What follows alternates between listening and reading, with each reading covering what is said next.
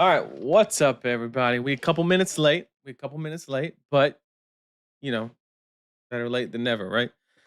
Just like last week because we missed last week, and it was actually perfectly planned, if we're being honest, right? Because we were going to do the LL stream last week, and boy, that would have been awkward for everything to be completely invalidated due to a kind of last second BNR announcement. So.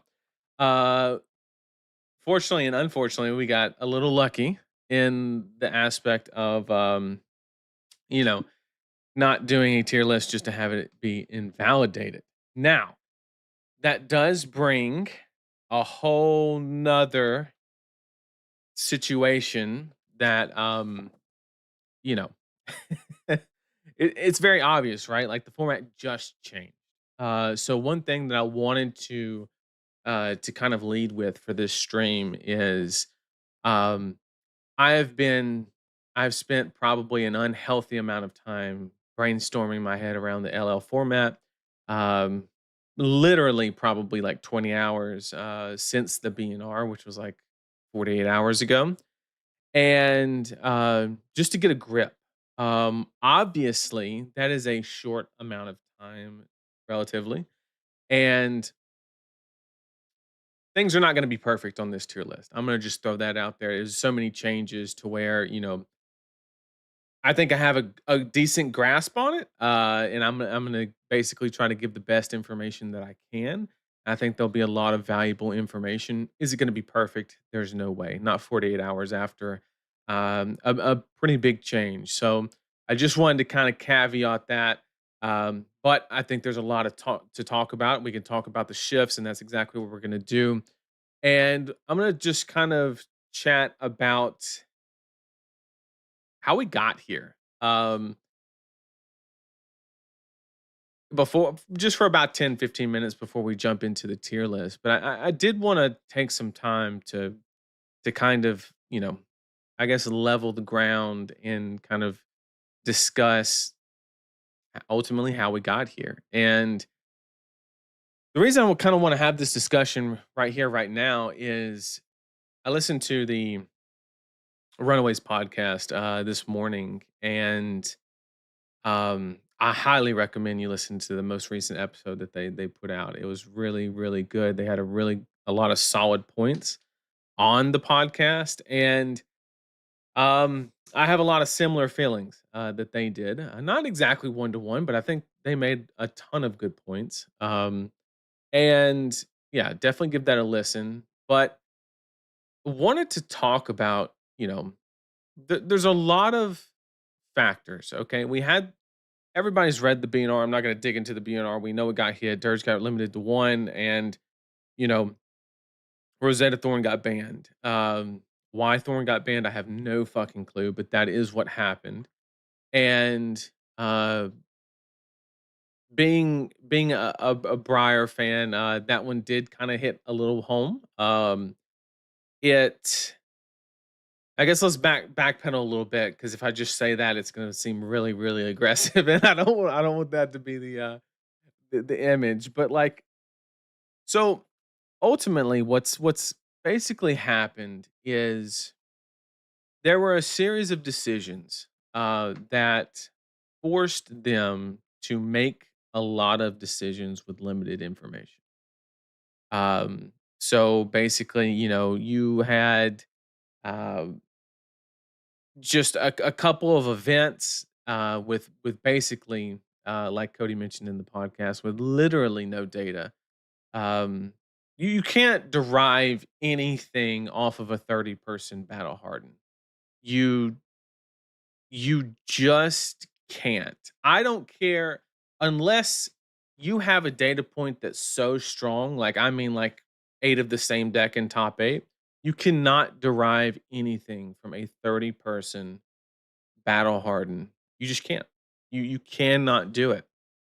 And you also can't do it when 9 people show up at a pro quest. And I know that's speculation, but if only 30 people are showing up at a battle harden, I had PQs in Alabama that had almost 30 people. Okay? and we had what 32 that showed up to the Texas Battle Harden. So um yeah, there's no data point there. I also want to bring up the fact that when we went to the bringing back Dirge idea, right? And the article said why they did it. They wanted the Viscera box to be um playable straight out of the box. And I understand that sentiment, right? You don't want somebody to buy a product and then, it not be playable. I 100% get it. However, I want to present the idea that there have been a ton, and I mean a ton of mistakes because of X product. And let me give you a couple of examples. And I think this is that situation that we keep seeing ourselves in as a community over and over and over again, just because we want to protect the marketing behind a product, or maybe there is deeper reasoning. You want to protect the LGS. You don't want to make a product that can't move on the shelf and stuff like that. Um, but we saw this as far back as the Dio situation, right? They printed, you know, cerebellum processor, and high octane was completely not okay. Everybody knew it. They basically let worlds play out, and they were like, "Oh yeah, by the way, that card's gone." Um, and the reason that they did that is very likely, this is speculation, right? We don't know for sure. I don't think they came out and say it, that they didn't ban that card before the World Championship. So that that's pretty huge, right? And we don't have to rehash the Aurora deck situation where basically it was a popular deck and they had a product pipeline made for that hero and they didn't want to hit it for whatever reason. And inaction basically created the situation of the hero leaving, which is a negative situation that the community had to experience once again because of the idea of the product. And or of course that's speculation, right? Nobody's came out and said that. I'm just speculating. And then now we're literally, I'm going to tell you what the Dirge situation actually did to the game. Okay. It took something that they should have known. Okay. I'm sorry, but we had RuneGate Chain top eight, the last relevant LL event, right? Plain and simple. The Chicago Calling, I'm going to go as far to say the only LL event that's really had any attendance that was halfway decent. That event, RuneGate Chain was in top eight. The deck was known. The deck was on fabtcg.com. There's no secret. There's no spice. If you took that deck list, and of course, after that, they banned Cole, or they restricted Cole down to one. They restricted Dirge down to one. Then they restrict, so like, there's no way. I'm just gonna say it how it is. There's zero chance that Dirge was put into the LL format and they were like, yeah, this is okay. Um,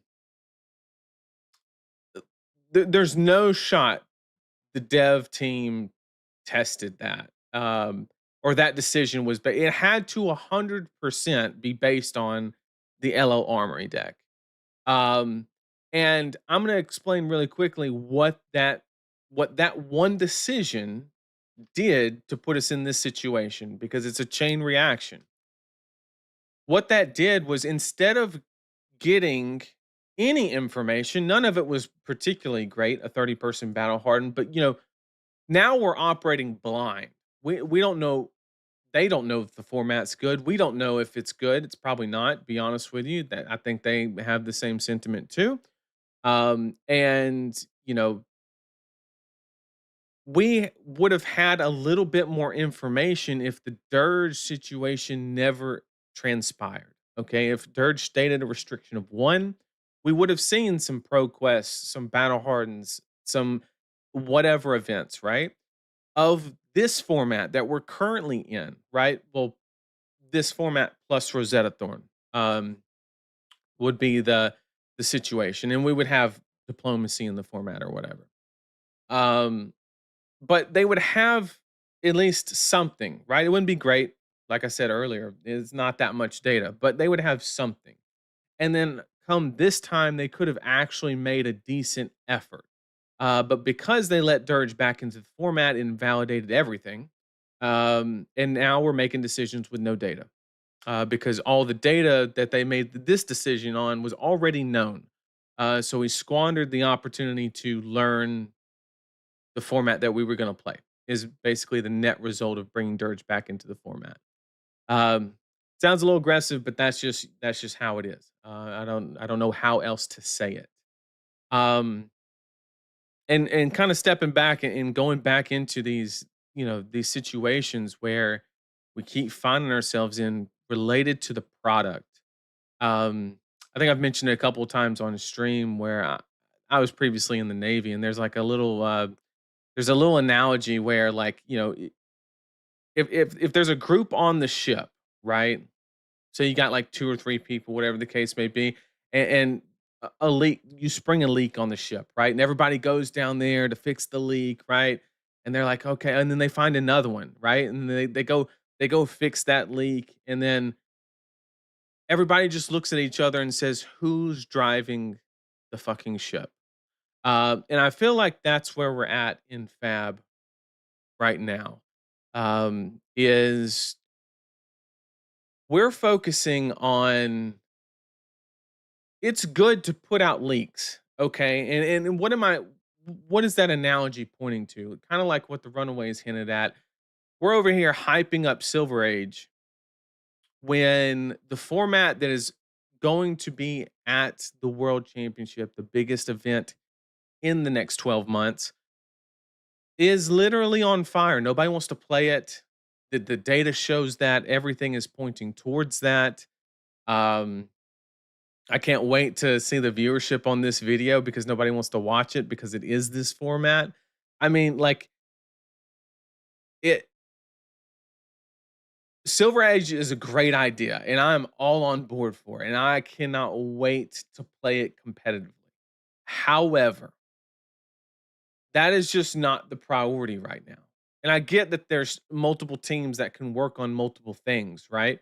But the reality of it is they're also kind of hiding a little bit if I'm being honest, right? Like I think that, a dev talk on Silver Age when the format's not even like going live until December um is like, you know, I think there was a I I like I don't know. Like I just they could have used that opportunity to just explain, you know, just explain what the fuck is going on.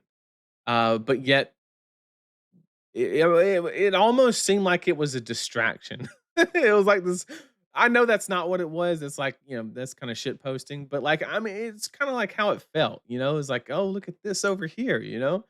Um, I don't know, I kinda got these political vibes, where it's you know, just smoke and mirrors, basically, and I don't know. Um, if I'm being 100% honest, the thought for those of you who don't know, I have redeemed a PTI to go to Worlds. Um, that PTI was earned at a battle hardened early this year, actually in January. I redeemed that PTI, and I thought about messaging LSS to see if it was even possible to unredeem a PTI. Um, that's bad. Um, and it has nothing to do with Rosetta Thorn. I mean, I think we'll get to that in a second. But like I it's just wild. It's actually wild that I just I'm literally lost for words. The best LL games that I've played is when both players' decks do not want to do or do not do what they want to do, right? Like that that is literally the best LL games I've played. Yeah, especially when Worlds is in your country. Worlds is lit. I bought my flight to Philly for $100. $100 I got to Philly and back. Okay. Like, and I thought about just yoinking the PTI back.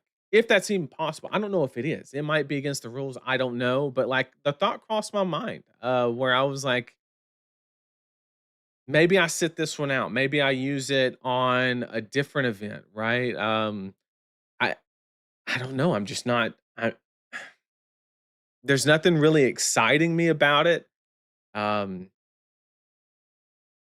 I don't know. CC like Verdance, I think is an issue, not because she's like overpowered. There are some counters to Verdance. I'm not ignorant to that, but it just like that one deck just invalidates so many other decks. Like you thought Illusionist was bad at just invalidating a bunch of decks. Verdance has done way worse than any Illusionist ever has, in my opinion.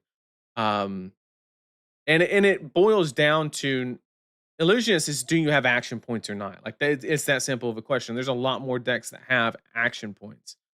Verdance, I've seen so many fucking game states where the best thing that you can do as a player to increase your chances of winning is nothing. Is literal. I've watched a finals of a PQ, and the reason the person lost the game was because they took a game action that interacted with the opponent. That's the reason they lost. And I'll describe the game state. Okay, it was Fatigue Jarl versus Verdance, and the Verdance player just passed with 4 cards and an arsenal, just IP forward. Okay, there's one reason why this would happen. They're trying to rampant combo for the game, and they have a bunch of D reacts in their hand, and they cannot filter their hand. All the Jarl player had to do was filter Everbloom, activate Heart of Ice every single turn. Just boom, boom, go through the deck and then play Everbloom loop like 100 times. And then get up to 100 life and then start swinging hammer. That's all that had to happen. The winning line was to not interact with your opponent. That's what Verdance has done to the format. Oh, unfortunately, and I don't mean that. He's actually here in chat. I do apologize if that came off as like, oh, you missed the line. No, it's more of a like a lot of people don't think that way, and like a lot of people can miss it. My point is that in a card game, the answer should. I'll give you a perfect example.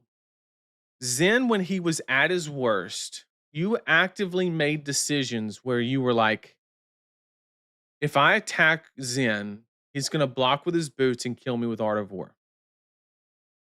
So mathematically, the correct line is to not attack him and let him use his boots. Therefore, the correct line is not to play the fucking game. Um, and that's what Verdance has done. That's what a lot of the Earth heroes have done. And just a side tangent. I think the way Earth currently exists, there's a little bit of a problem.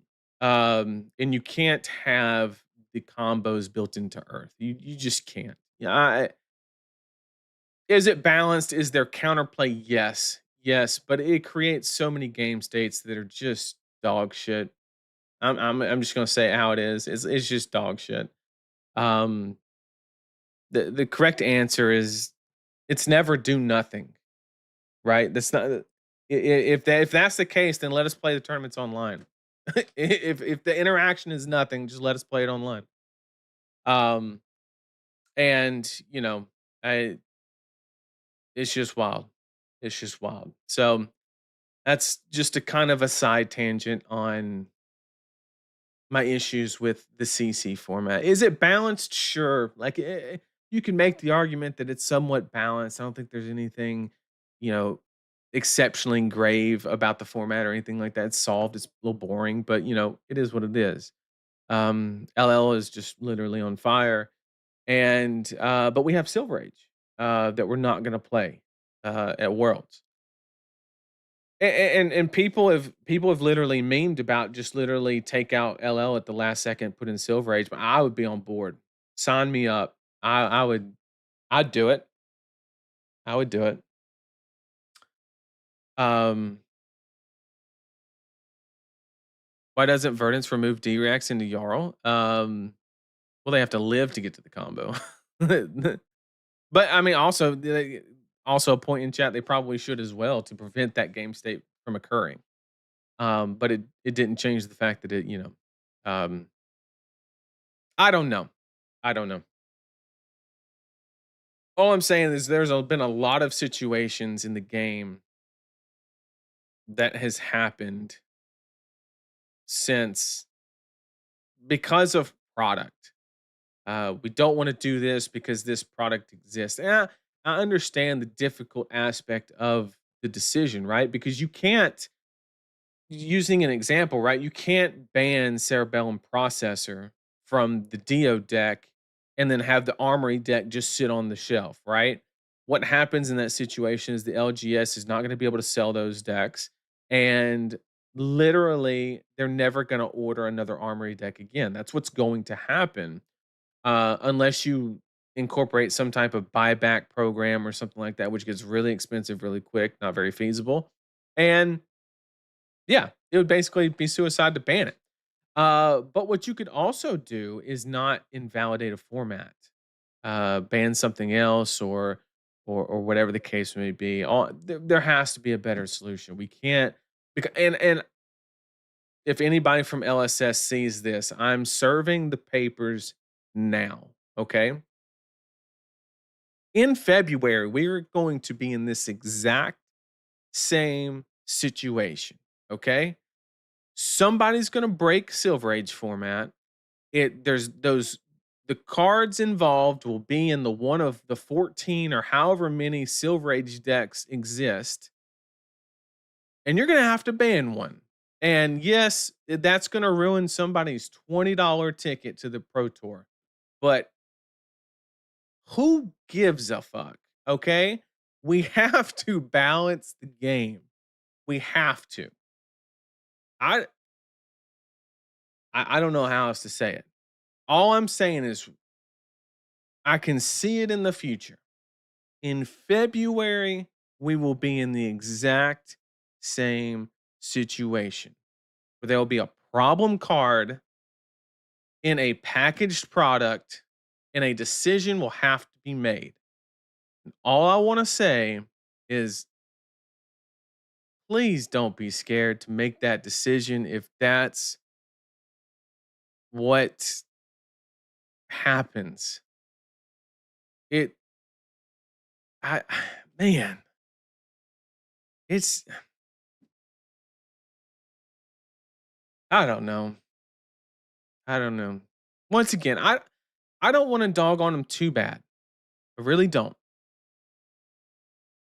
because it's a very difficult situation. There's a lot of things like we can easily just say just balance the game, right? But just like the LGS example that I just gave, there's 100 of those, right? It could be it, whatever. There's a bunch of stuff that we're not privy to, that decisions that are being made. I understand that. I understand that. But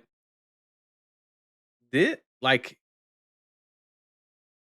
this is when we're supposed to be the most excited about the game is the world championship. And the sentiment online is like not good. Like I've seen people that have been what's the positive version of a negative Nancy? Whatever that is like those people that are just always positive about flesh and blood. They're just like, look, guys, like we know it's bad, but like, let's get along. No, like they're not even taking on the positive aspect because they just know it's bad. They understand that it's bad, and um, I don't know. I don't know. I'm just saying. I'm just saying. Let me get caught up in chat. Um, oh yeah, let's talk. Oh my god, we haven't even talked about Thorn. Dirge, we knew that was happening. I had built a Visceride deck that had 6 Dirges in it, and I knew that shit was not gonna make it to Worlds. I knew for a fact. I was dirging on them left and right. Oh, it was nasty, chat. We had a nasty deck built. We had like we had 2 cussing, 6 dirge, and we were just like, oh yeah, diplomacy, that's cute. Cussing dirge. We were doing some Rosetta limited shit, right? And we were going in, chat. And yeah, that doesn't exist anymore. So we're not doing that. Um, but you know, it is what it is. And so the Rosetta Thorn ban was I I to be honest, like I don't even understand it. Um I get you had to like Rune Blade was on your target. Okay, I understand that. But we're banning a sword that does 4 damage while we have Winter's Well that does 4 damage and can get easily a whole additional card's worth of value. Uh, like, and I understand with bands, you can't put them in a vacuum like that and compare one to one. You have to incorporate the card pool around them. Great, let's do that with Starvo. Let's incorporate the card pool around Winter's Well and say that that's okay. But we take a fucking weapon that deals 2 physical damage and 2 arcane. Nothing the Rune Blades do is because of Rosetta Thorn. You look at any Rune Blade, 2 of the Rune Blades don't even fucking use it. Okay? Aurora Florian, don't use it. Chain. All right, first let's hit on Viscerite.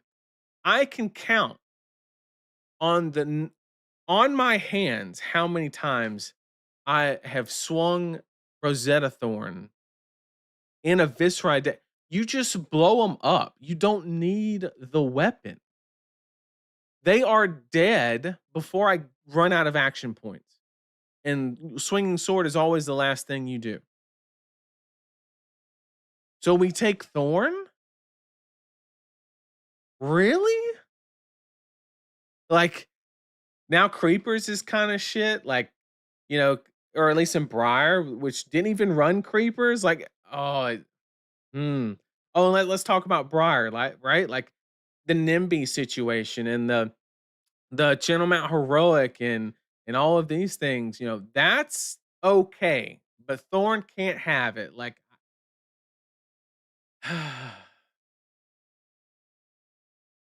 we're fuming. We're fuming now. But at the end of the day, I get it. And they did us a favor. Okay? I'm not going to let that go. They could have waited a week. They could have taken some more time for the ban and gave us less notice, and they chose not to do that. They chose to ban, give us as much notice as possible, and they openly admitted that they did not dedicate as much time into the ban as they would have, or they. That's how I interpreted it. But I don't I don't know. And once again, competitively, I don't give a shit. I wasn't swinging the weapon. I literally in my Visceride deck, I was thinking about running Scepter in the shield just for the fucking block. Literally, just for the fucking block. Um, because you just didn't need it. You literally did not need it. Unnecessary. And so yeah, Rosetta Thorn. Okay. All right. And I sure I will agree that's one of the best weapons the game has ever seen. Sure. We can but you know, fuck man, that Hmm. Hmm. Well, chat, are y'all ready for an LL tier list? Are we excited to go over the changes in the format for this event that's going to last, or this format that's going to last approximately 21 more days before I'm going to be honest, probably ever play it again? Um and I hope that's not the case. I just, once again, I'm not trying to doom and gloom. I just,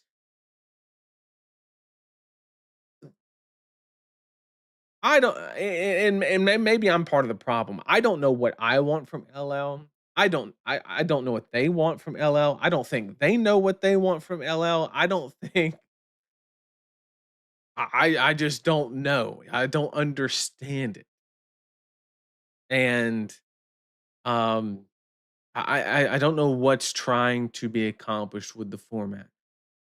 I do agree with the fact that they should have done what they did and go all in on the LL format to really get a barometer on the situation, on whether the you know whether the community was interested in it or not, and we got that answer very vividly, very clearly. um I I don't know. I don't I That's what they get paid the big bucks to solve, I guess, is what's the next step? Do we just sunset it for a year and say that, I don't know. I really don't know. Do we make it CC plus? Maybe. That at least gets you back to a point to where you're playing the heroes that maybe you did or didn't, like. But if you go CC plus, like, how many cards? Think about it. Think about it. If you wanted to do CC with all the heroes, how many cards would you have to take from Chain and Starvo to make that remotely close to CC plus? Just think about that for a second. Riftbind's got to go. Seeds has to go. Yeah, like, you would have to punch Chain down to the point to where you thought you were playing Monarch Draft to actually get it to an okay point to operate in a CC plus environment. And I don't know. I actually want to have LL to be a good format. I would love for it to be a good format too, but if I'm being honest, like, I don't know what that looks like. I don't know. I don't know. The public stress test hive mind, just bunch of ideas. Yeah. And maybe it makes me a little bit of a hypocrite because like I said earlier, I don't know what I want either. And maybe that's the worst part of it, but it ain't this. It ain't this. But please, when we cross this road in 2 to 3 months with Silver Age, just ban the fucking cards, restrict them, whatever you got to do. Don't let it linger because it's in a product. Just please, please, please, please. Goodness gracious alive. Got my blood pressure up this early. All right. We've talked enough. Well, maybe not. I need to get caught up in chat and then we'll hop right in. It's Jover for you because you got the Briar deck. Yeah, we're about to talk about her. We're about to go in. We're about to go in, see what it's like. Justin had a great point. L format is playing strong cards right now. It needs to be a format where you play the heroes you want, but you right. Yep. Yep. Yep. Yep. Yep.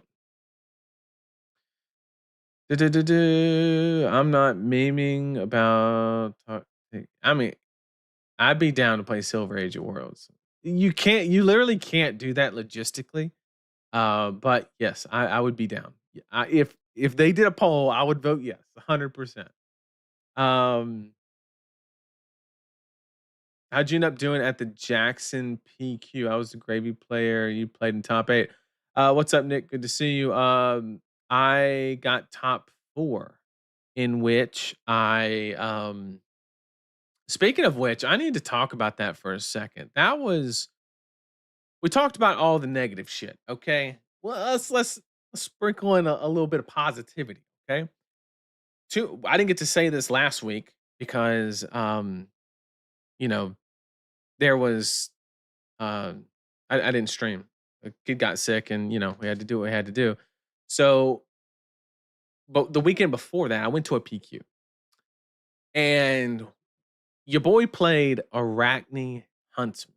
Okay, and we tried it. We were just kind of like it was experimental. We were just like, hey, I can maybe learn from this, maybe kind of see what's going on, and it was some of the most fun flesh and blood I've ever played. Dead ass. And the weekend was phenomenal as well.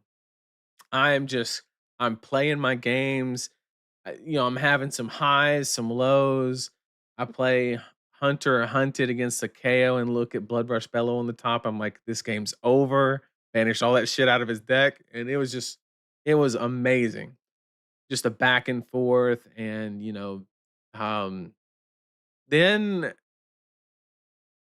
so we finish, I think, top seed um, going into top 8. So we went 4-0-1. Um, and we tied against a Verdance. I had the game won. Like I just didn't have enough time. But we like walked it down. I still had like triple codex and they had like 5 cards. So I legit had it won. And so we're just cooking, right? We are going. And we play the first or the top 8 pairing comes out and it's gravy. First match of top 8. I'm like, this is terrible. We just played our asses off on a deck we had never played before. A couple reps on against the team and stuff like that. But like I may have played the deck 3 times before I showed up to the event. And I mean just playing out of my ass, right? And then we get paired into gravy, which is by far like the worst matchup on the planet. Horrible matchup. And we just start.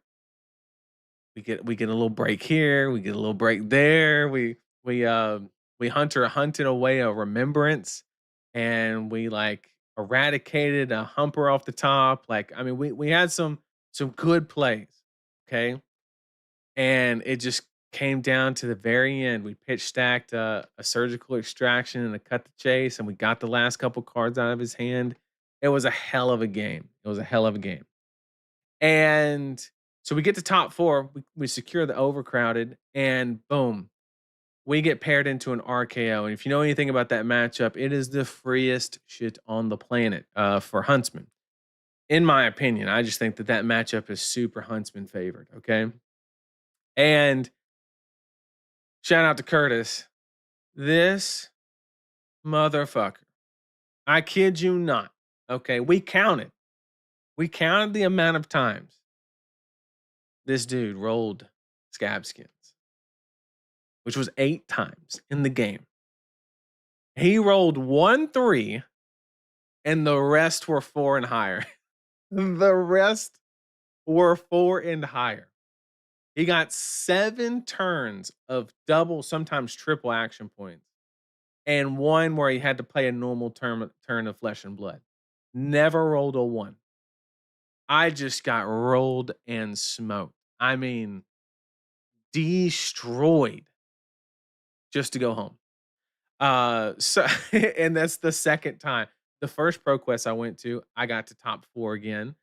This one was on RKO, and I played against a KO that rolled a 6, old school KO, and rolled a 6 on a double blood rush turn, pop sash, and literally just evaporated me. Like just put me straight into the shadow realm. I mean, it was just got deleted. Wasn't even a game.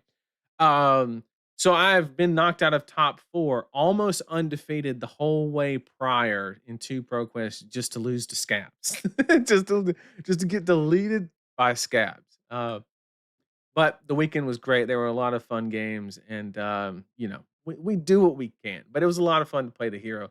I definitely recommend it if you have not played the hero, although it really requires you to know not your deck. You don't need to know the Huntsman deck. It really just does one thing, but you have to know every single thing your opponent's trying to do, you know?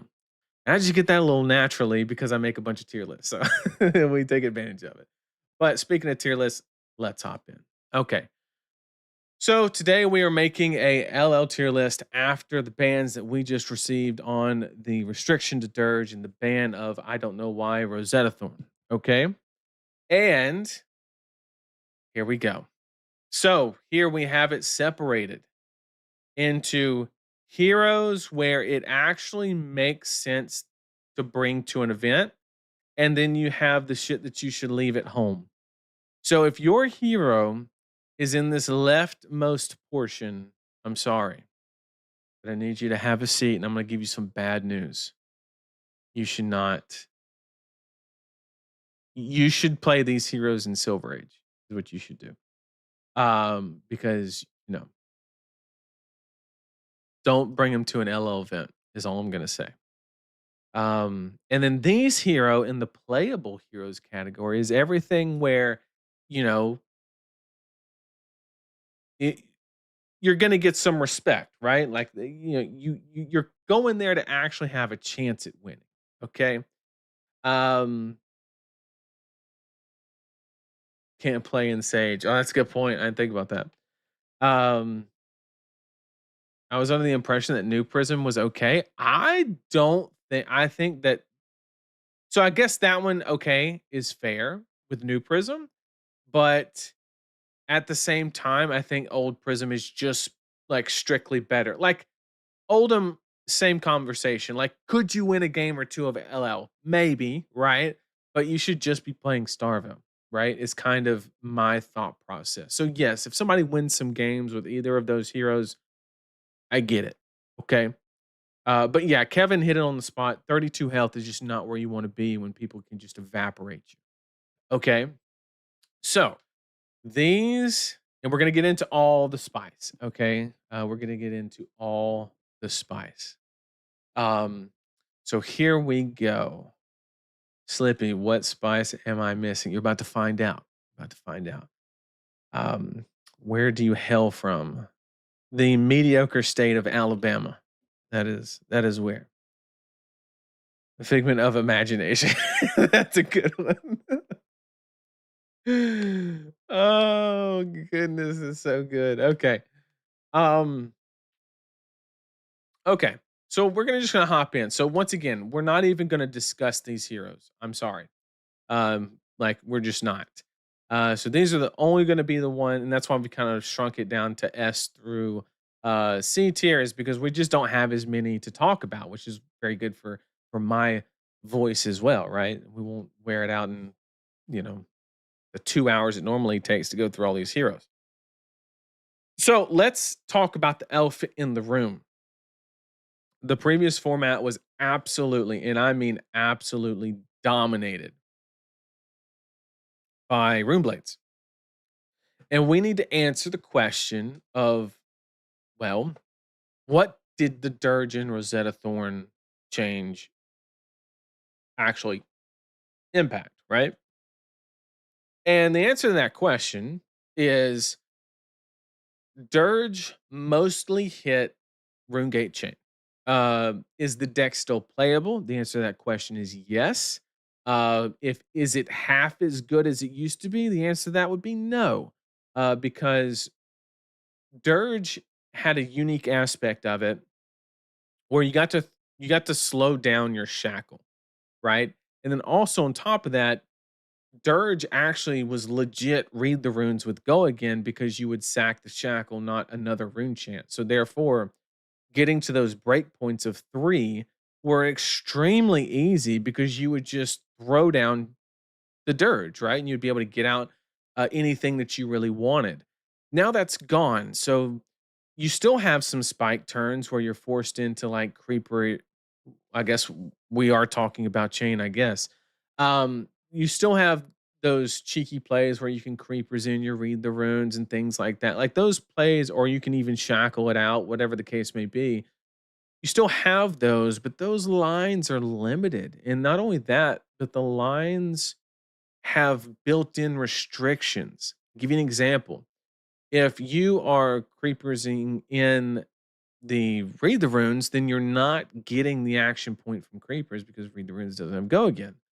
So therefore you can't go as wide, right? And if you have multiple things building up in your banish, which is going to happen now because you're not dirging away your shackles, so stuff's just flying off the top of your deck, you have a real chance at fatigue in this format now, because you don't have the ability to throttle that.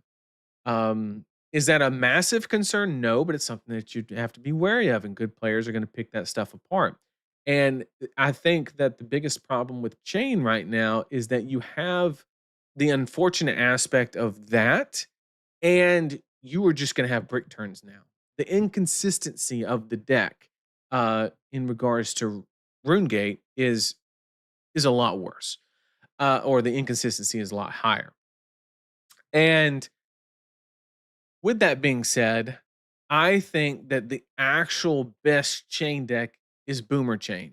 I think if you're playing the hero, you need to go back to the belittle, the rift binds and things like that. In my opinion, that is the optimal way to play chain as of right now after the ban. The problem is that deck just gets shit on by diplomacy. So that's a risk that you're going to have to take. And chat, you nailed it. I would just play Viserai if I was going to entertain that idea. So unfortunately, Chain for me is going to go into the B tier. What was easily de facto best deck in format, other than maybe Viscerai was the other one that could actually compete with that top spot before the ban, is now unfortunately all the way down in B tier, due to the increase in inconsistent, or the, yeah, lack of consistency now. Dirge was really just the glue of the deck. It really, really was. And that is now gone. So that's currently where we're sitting.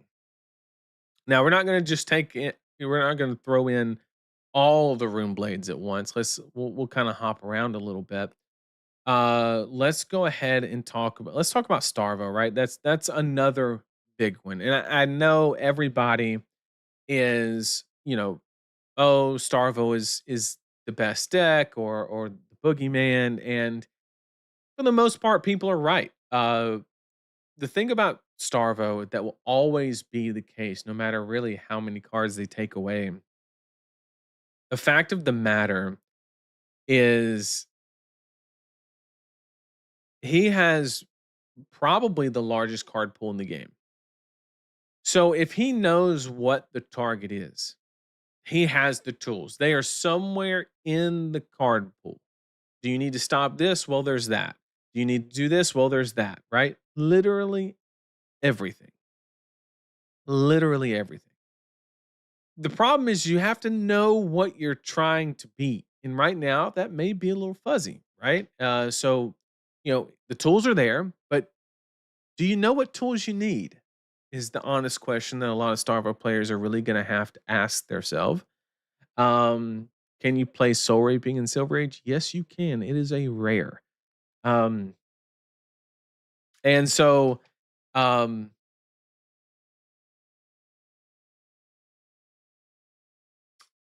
I think that he is just easy S tier, right? Is he best deck in format? We'll talk about that. Once we get some more decks up there, we'll begin to rank them in order. But right now, I mean, I think it's very clear. He has the toolkit. It's very heads up, and so let's go ahead and talk about some decks that maybe prey on Starvo a little bit, right? You do have the Florian deck that, um, for those of you who don't know, there's like the OTK kind of grind them out. You instead of Skeletor Sonata, you would Skeletor Germinate, right? And there's that old Fatigue deck, and it just absolutely shits on Starvo. In fact, that was like the whole reason you brought the deck back in the Chicago Calling.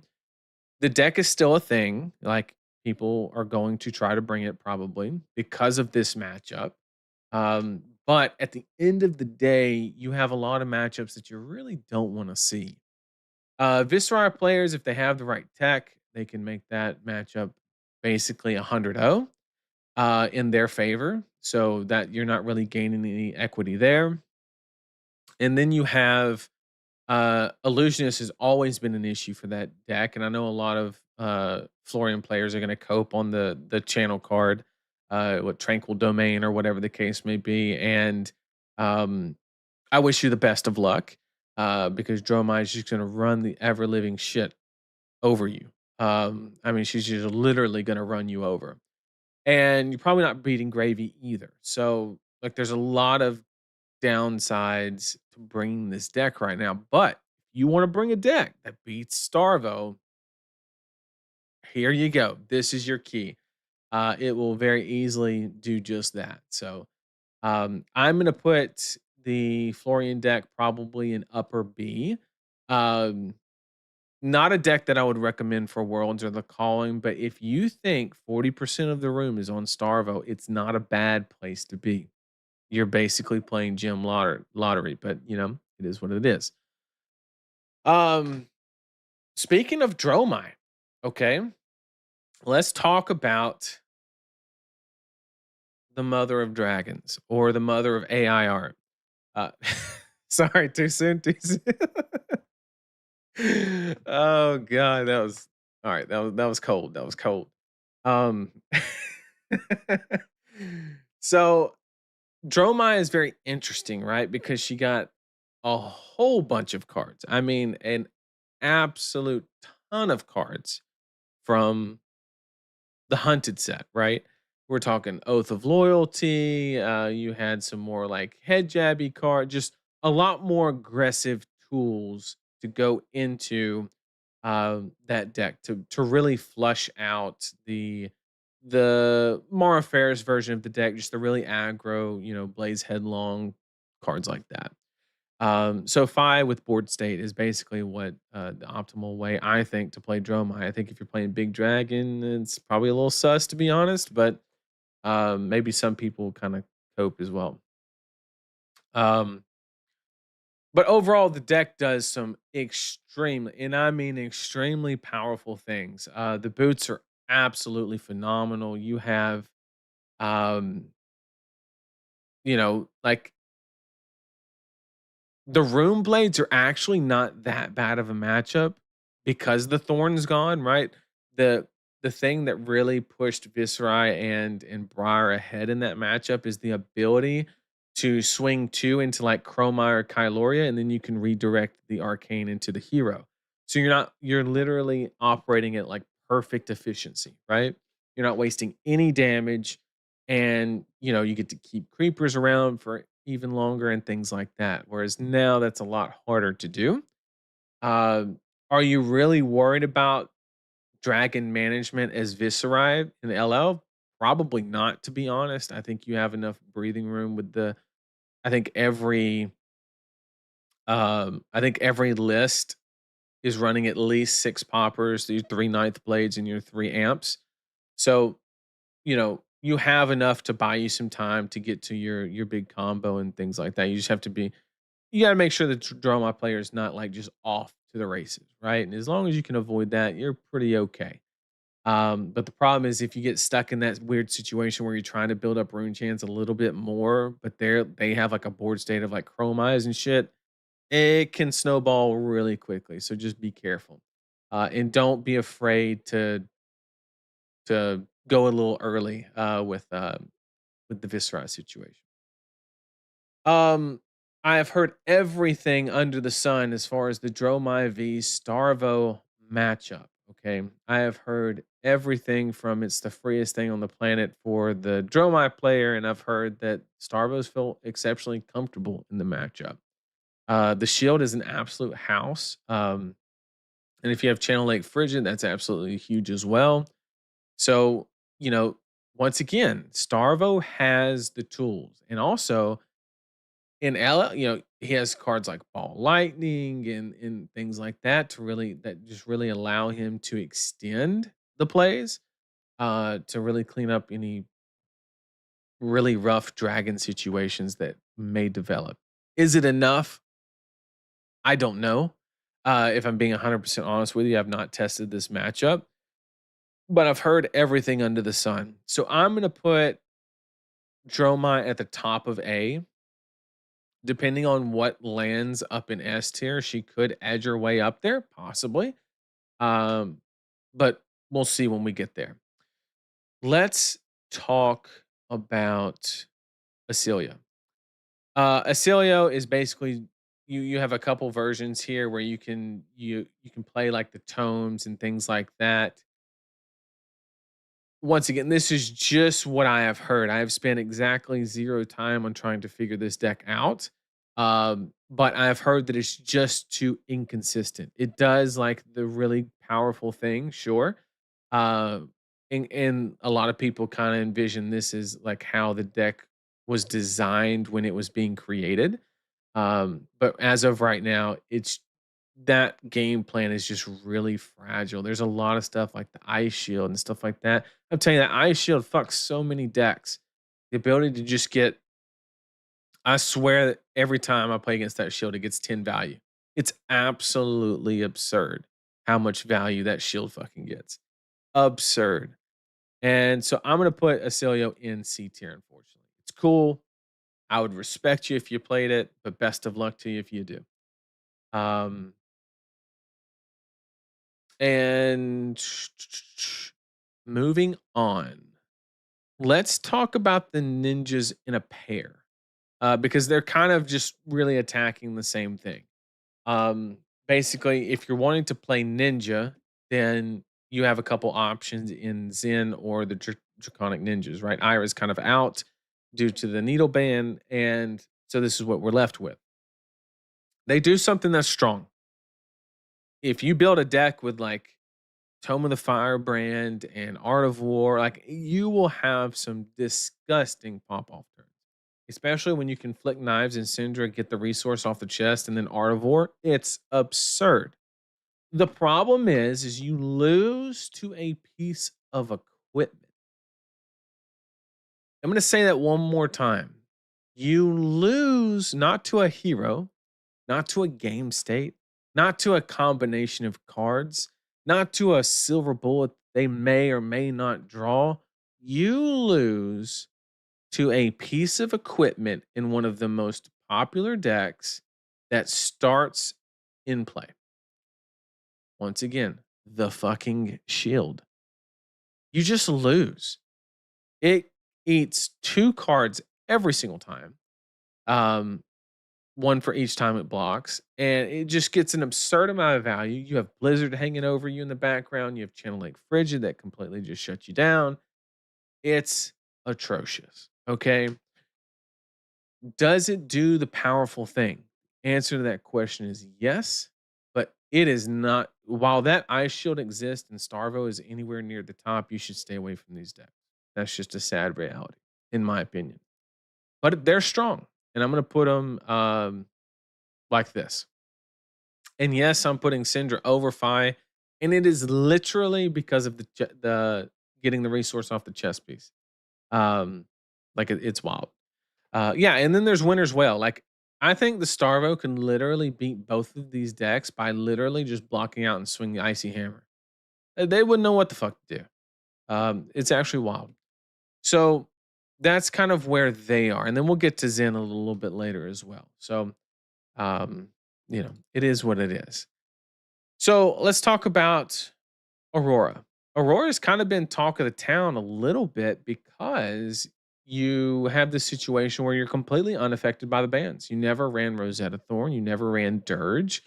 Diplomacy, you really don't give a shit about. So really, this is like other than Florian, like the last Room Blade that has been completely unaffected by the BNR changes, and which brings up at least the aspect of she's worth talking about, and she does a strong thing. She does a powerful thing. The problem is that she's once again that fucking eye shield. I mean, it it hurts. Okay, she's super disruptible in regards to like running a bunch of instance cards that don't block and things like that. So she's very prone to disruption. And I think that's ultimately we're in a format where you have two choices. You can either disrupt people that are trying to kill you in 3 turns, or you can be the deck that's trying to kill them in 3 turns. If you operate anywhere outside that axis, you have a very glaring weakness. And like a good example of that is Florian. Like he's not trying to do either one. He's not very disruptive. He's, you know, a- and he's not trying to kill anybody in 3 turns. And that's why he's as far down as he is, even though he has an amazing matchup into what most people would consider the best deck in the format. Um, and so I just can't, she's not disruptive. She has some cheeky on hits. You can zap clappers with channel lightning out, and there's some cheeky stuff you can do. I get it. Just doesn't matter. That's the reality. And yes, arc lightning ball. Yeah, I get it. I get it. I know the combos. The problem is it's just not enough. It is not enough.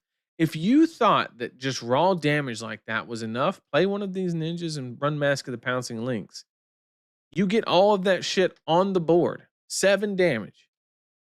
You're good to go. You're not doing anything cool with this deck. You're just not. Uh, I know I sound like the biggest Aurora hater, but it's just the reality of it. There's no unique way to attack the meta with this deck. Just doesn't exist. And I think that's why I think she's okay from a power level perspective, but I would probably put her there.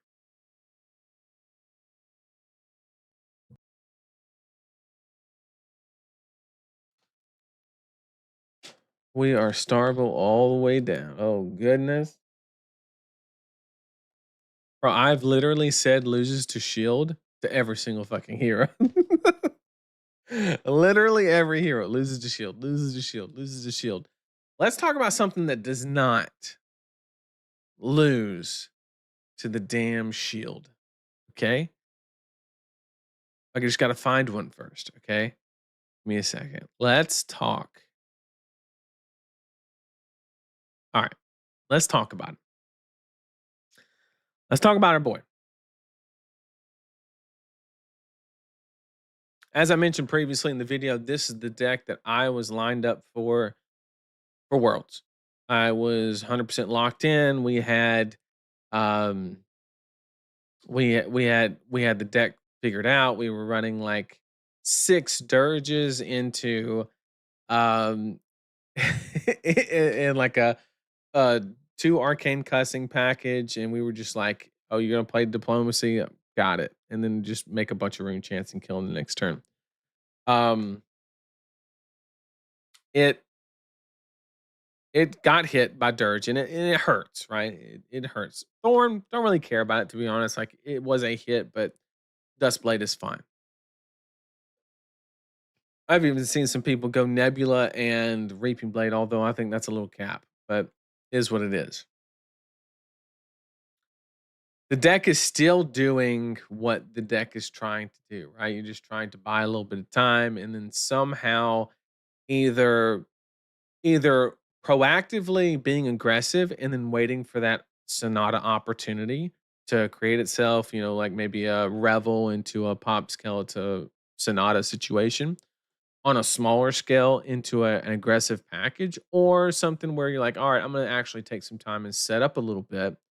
Um, you know, that's you're still operating in that. I think that the people that are going all in on the combo, I think it's a pipe dream, to be honest with you. If you're going like reduced to rune chance and like you're going that deep into the sauce, I wouldn't recommend it. Okay. And the reason for that is there's a lot of counterplay to it. One, those cards makes you make your Sonata that you're trying so hard to do much worse. And the format's a little too explosive for that, to be honest. We're not in that hunted CC meta where we last saw like Noah Bagelman's kind of Viscerai list kind of look like take off. That kind of play style is very dangerous. I think that you have to have a 60 card deck that is very aggressive, and then you can have a few cards in the sideboard to like have a couple more opportunities to build up a little bit more rune chance. And maybe some cards of like, oh, I'm going first, let me add these, or oh, I'm going second, let me take these out kind of situation. I think that's what the more, you know, I think that's what the best version of this deck currently looks like. Which sword is better now, Reaping Blade or Duskblade? In my opinion, it's Duskblade. And that's because you do have a lot of lines where you have very cheap ways to Duskblade. And I'm thinking Rattle Bones, right? You can rattle into a Rune Rager Swarm or a Swarming Gloomveil, and it's a literal 2 card Duskblade swing, right? So if you do get in that situation where you have to like kind of take a step back and but you don't want to lose your counters, but you want to block and keep your health total high and you want to mid range a little bit for a turn or two, you have that opportunity. Um, and you don't lose that much value. The first time it swings, if you're swinging it right, is 3 damage. Granted, it's all in one place and it's not evasive whatsoever. And sometimes you're making a rune chant behind it anyway. So like it's almost on par with Rosetta Thorn, but not quite, unfortunately. But if the game goes long, if anybody tries to like play that long game, you do have when it starts coming in for 5 or 6. I mean, it starts hurting. Okay. So, but I think most people would say that he's still one of the best decks. And spoiler alert, I am still currently planning on taking this hero to the World Championship. Um, if I don't send that email. um, so that's currently what we're on the docket to play. I'm not locked. I'm just saying that it's very you know, it's very likely. Yes, we've had to adapt to the changes, but I think I got it into a comfortable spot to where there's still something there. Moving on, let's talk about the counter, quote unquote, to Viscerai. Um, Zen is in a really interesting spot because you do have the ability to kind of counter Zen. You know, you can always just like hold them hostage with a Zen state, or you can hold your chi, things like that. Now there's some counterplay on Viscerai's side. You can go as cheeky as Chains of Eminence and name Inner Chi to where they can't pitch it, or you can run the Condemned to Slaughter, I think is the name of the card, where you sack an aura to blow up an aura and you just blow up the Zen state. The problem is the timing of when the Zen state token is created can be a little bit of a problem because, that just is, you know, they just have the advantage. You have to have the answer at the right time and they get to decide when you have to have that answer. And that's a very tough spot. This matchup is extremely difficult and there's a lot of nuance to it. Also, Zen just gets his shit pushed in by Starbucks. The disruption is a little bit too much. Your hand scales by cards per hand, right? And the disruption is just unreal. Um, is it a god awful matchup? It's not that bad, but it's probably like a 70-30, something like that. And the thing that you have to come to the realization on with the illusionist is you're actually not that good into them. You don't run the poppers. You don't or at least you don't run any decent number of them. And sometimes you can just get ran over. If you don't get chi by turn 3 and you're playing against Dromai or Prism, like they can just run you over. Which is, it's really important. So overall, I think Zen is a very solid pick. Is he the best pick? Probably not. The biggest thing is that he really lost what he was trying to pick on, which was chain. And then Viscera is still very good as I'm, trying to communicate. But at the same time, his representation will drop, whereas it previously could have been as high as 25% of the room. I think it would be a stretch to break 15%. So does it make sense to bring the deck that is all in on beating this deck? I don't think it does. Powerful, but not the right position.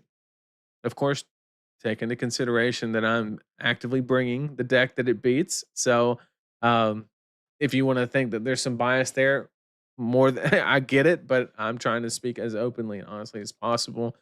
I don't understand the play of bringing Zim, but a solid deck nonetheless. Let's talk about Gravy Bones. Let's talk about some Gravy Bones. Marlin is the counter, no cap. We're gonna get into that. We are gonna get into that.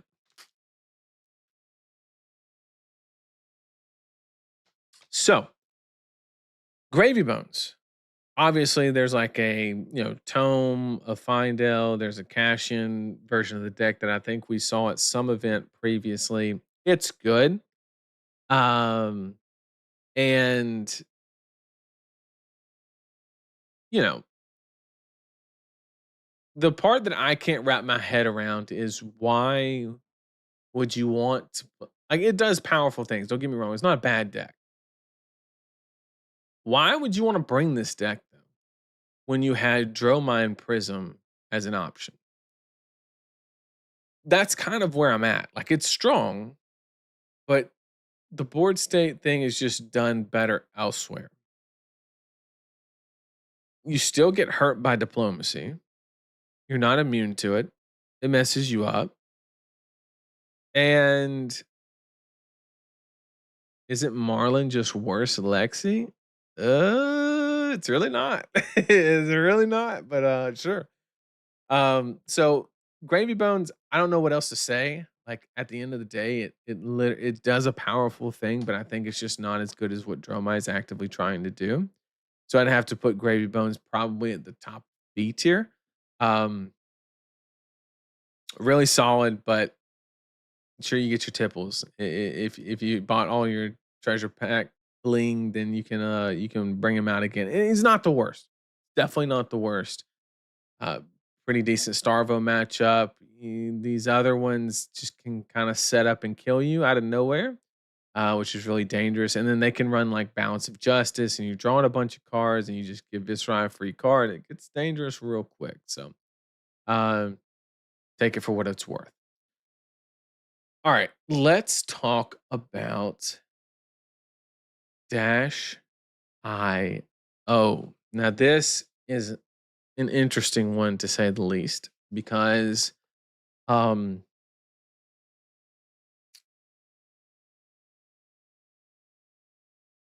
this deck does some of the most amazing shit I've ever seen with system reset, the combo. You even have the Art of War version that's all in on they run the boost chess piece, not the Foundry Heart, but the one in the armory deck that just gains a resource every single time you boost. And you have the combo variant that does really good. Uh but the problem is it's fragile. It really obviously diplomacy, that's self-explanatory, but the the deck also you just have to have X number of cards to do anything meaningful. And if you take away said cards, it gets bad really quickly. So that's just something that you have to be mindful and you're really just trying to win the game in 3 turns. If you don't, you're probably not going to make it, but it really, I mean, I've seen some ridiculous and absurd stuff um, with system reset. I mean, it's just a house of a card. But overall, I think the deck is really good.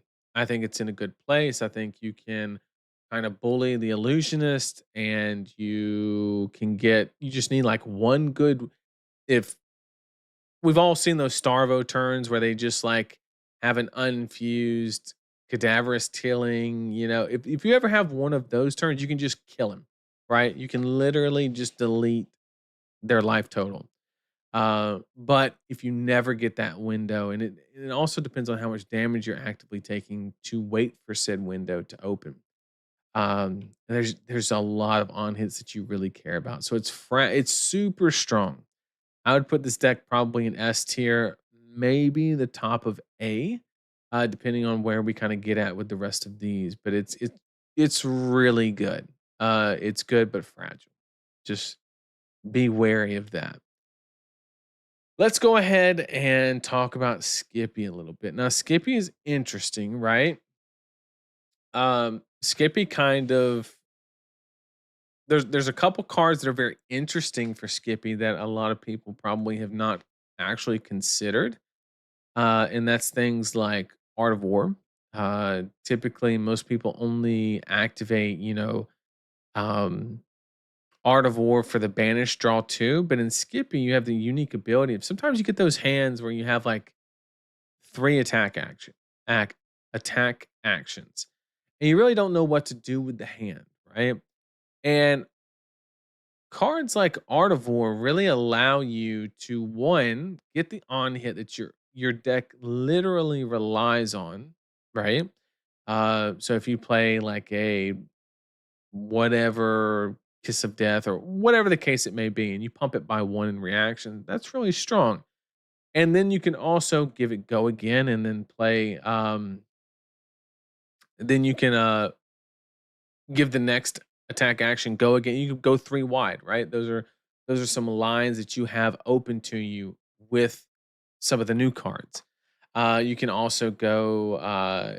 You can also go cash in, and you have a couple crazy options like that.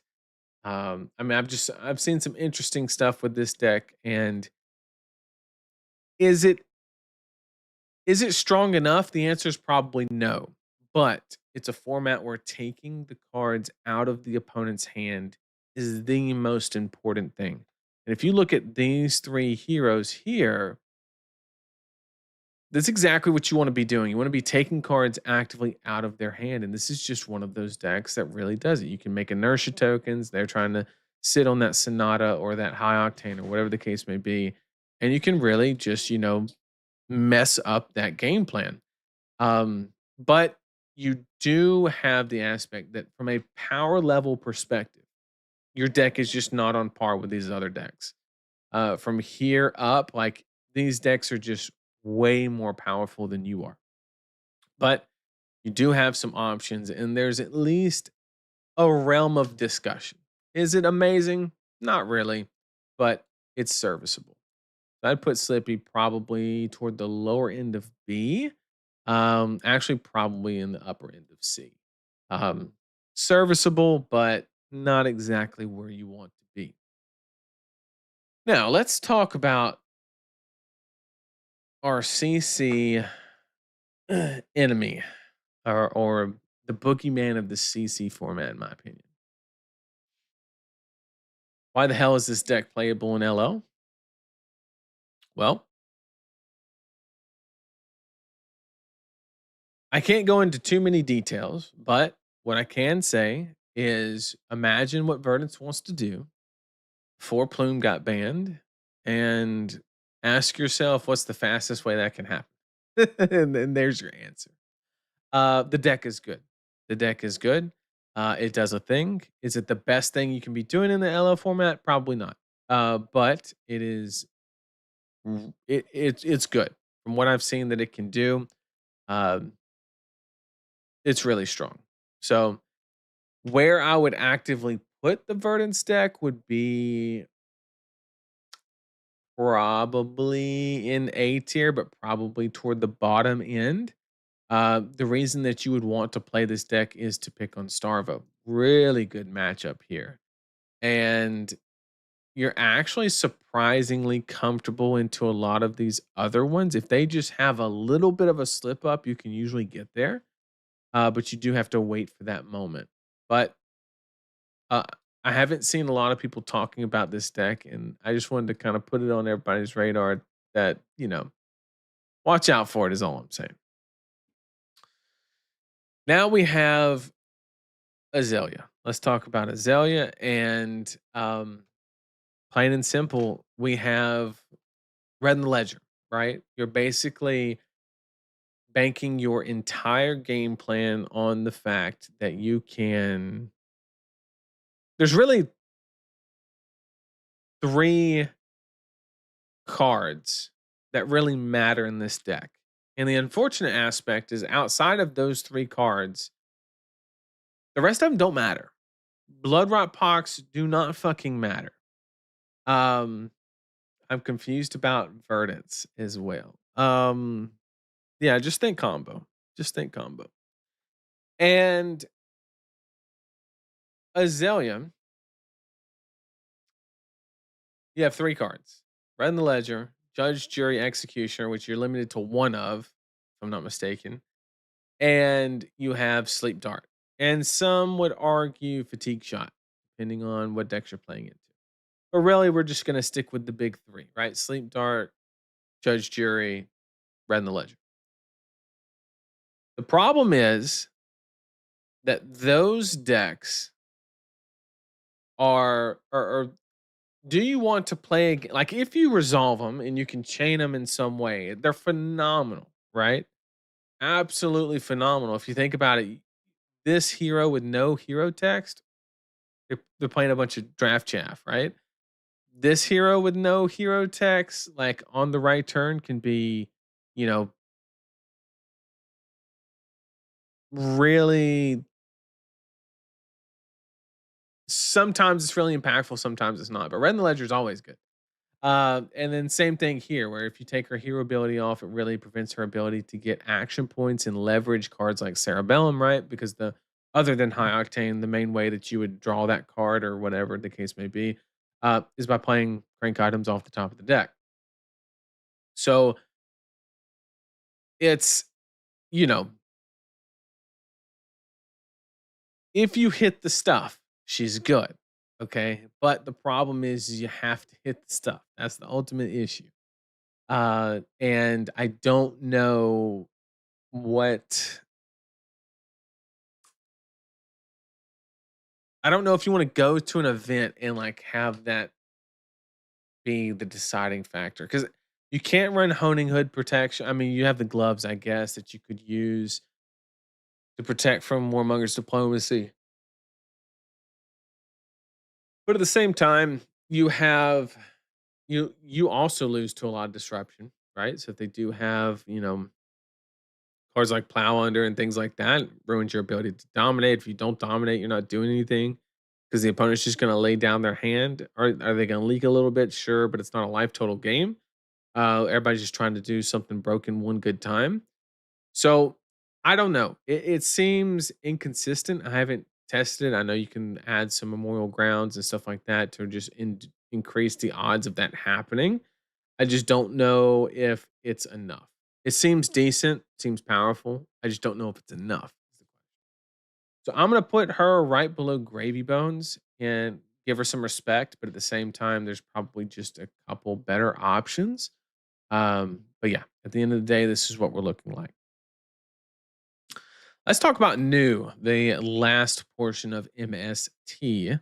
And what we're looking at here is you have a decent matchup into anybody that's fragile to disruption, but you're going to have a bad time into the illusionist. You're going to have a bad time into the illusionist, and I don't think your Starvo matchup is that great either. Sure, a Siren's Call is going to be OP in some situations, but other than that, you just don't have the damage output to really pressure, to be honest. So, with that being said, I just don't think that she's in a very, very good spot right now. Is it a terrible spot? Probably not, but like I think she's in a decent spot, probably toward the middle of B tier as well, pretty close to Azalea. You are ripping the hand apart for some decks, but at the same time, you have to actually work the life total down to 0 to finish the job. And there's some decks that you can disrupt them 3 turns in a row, deal a little bit of damage, and then them just you take one off turn and they just blow you up, right? And it's just not the place that you actively want to be. But it's a solid deck with a solid game plan. Let's talk about old girl. Let's go and get it out of the way. Okay. When the bans initially happened, there was about 30 minutes where I thought she might be the best room blade. Um, then I realized that Vis was still playable. Uh, she's a very solid deck.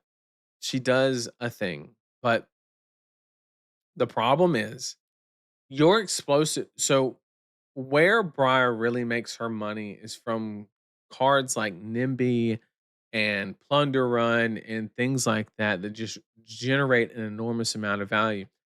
In my opinion, I don't even think CMH is like the highlight of that deck anymore. One, it's inconsistent. Two, you're kind of gambling a little bit.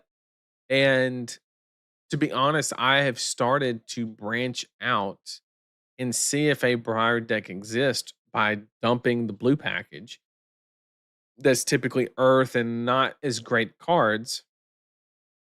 And I've been trying to experiment with the idea of cutting CMH and just running an aggro Briar deck that didn't have those shit earth cards. And I quickly came to the realization that like there's not the card pool is just strict enough to where that's not really a good idea.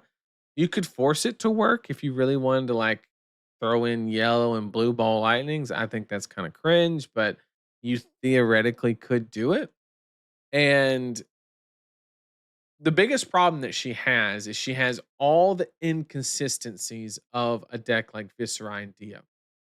But when she does her explosive turn, like we've seen it, you have like uh nip bunch of non-attacks into NIMBY, into Nimblism, Snatch, like those really good lines that produce a lot of offensive output with some on hits.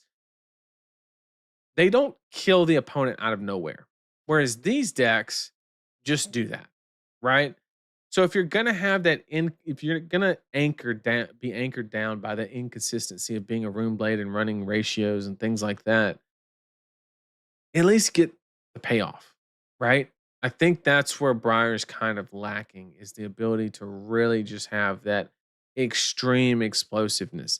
The only extreme explosiveness that I can imagine is like Force of Nature channel, right? But that is a pipe dream because it's literally too exact. You have to have so much lined up for that to happen.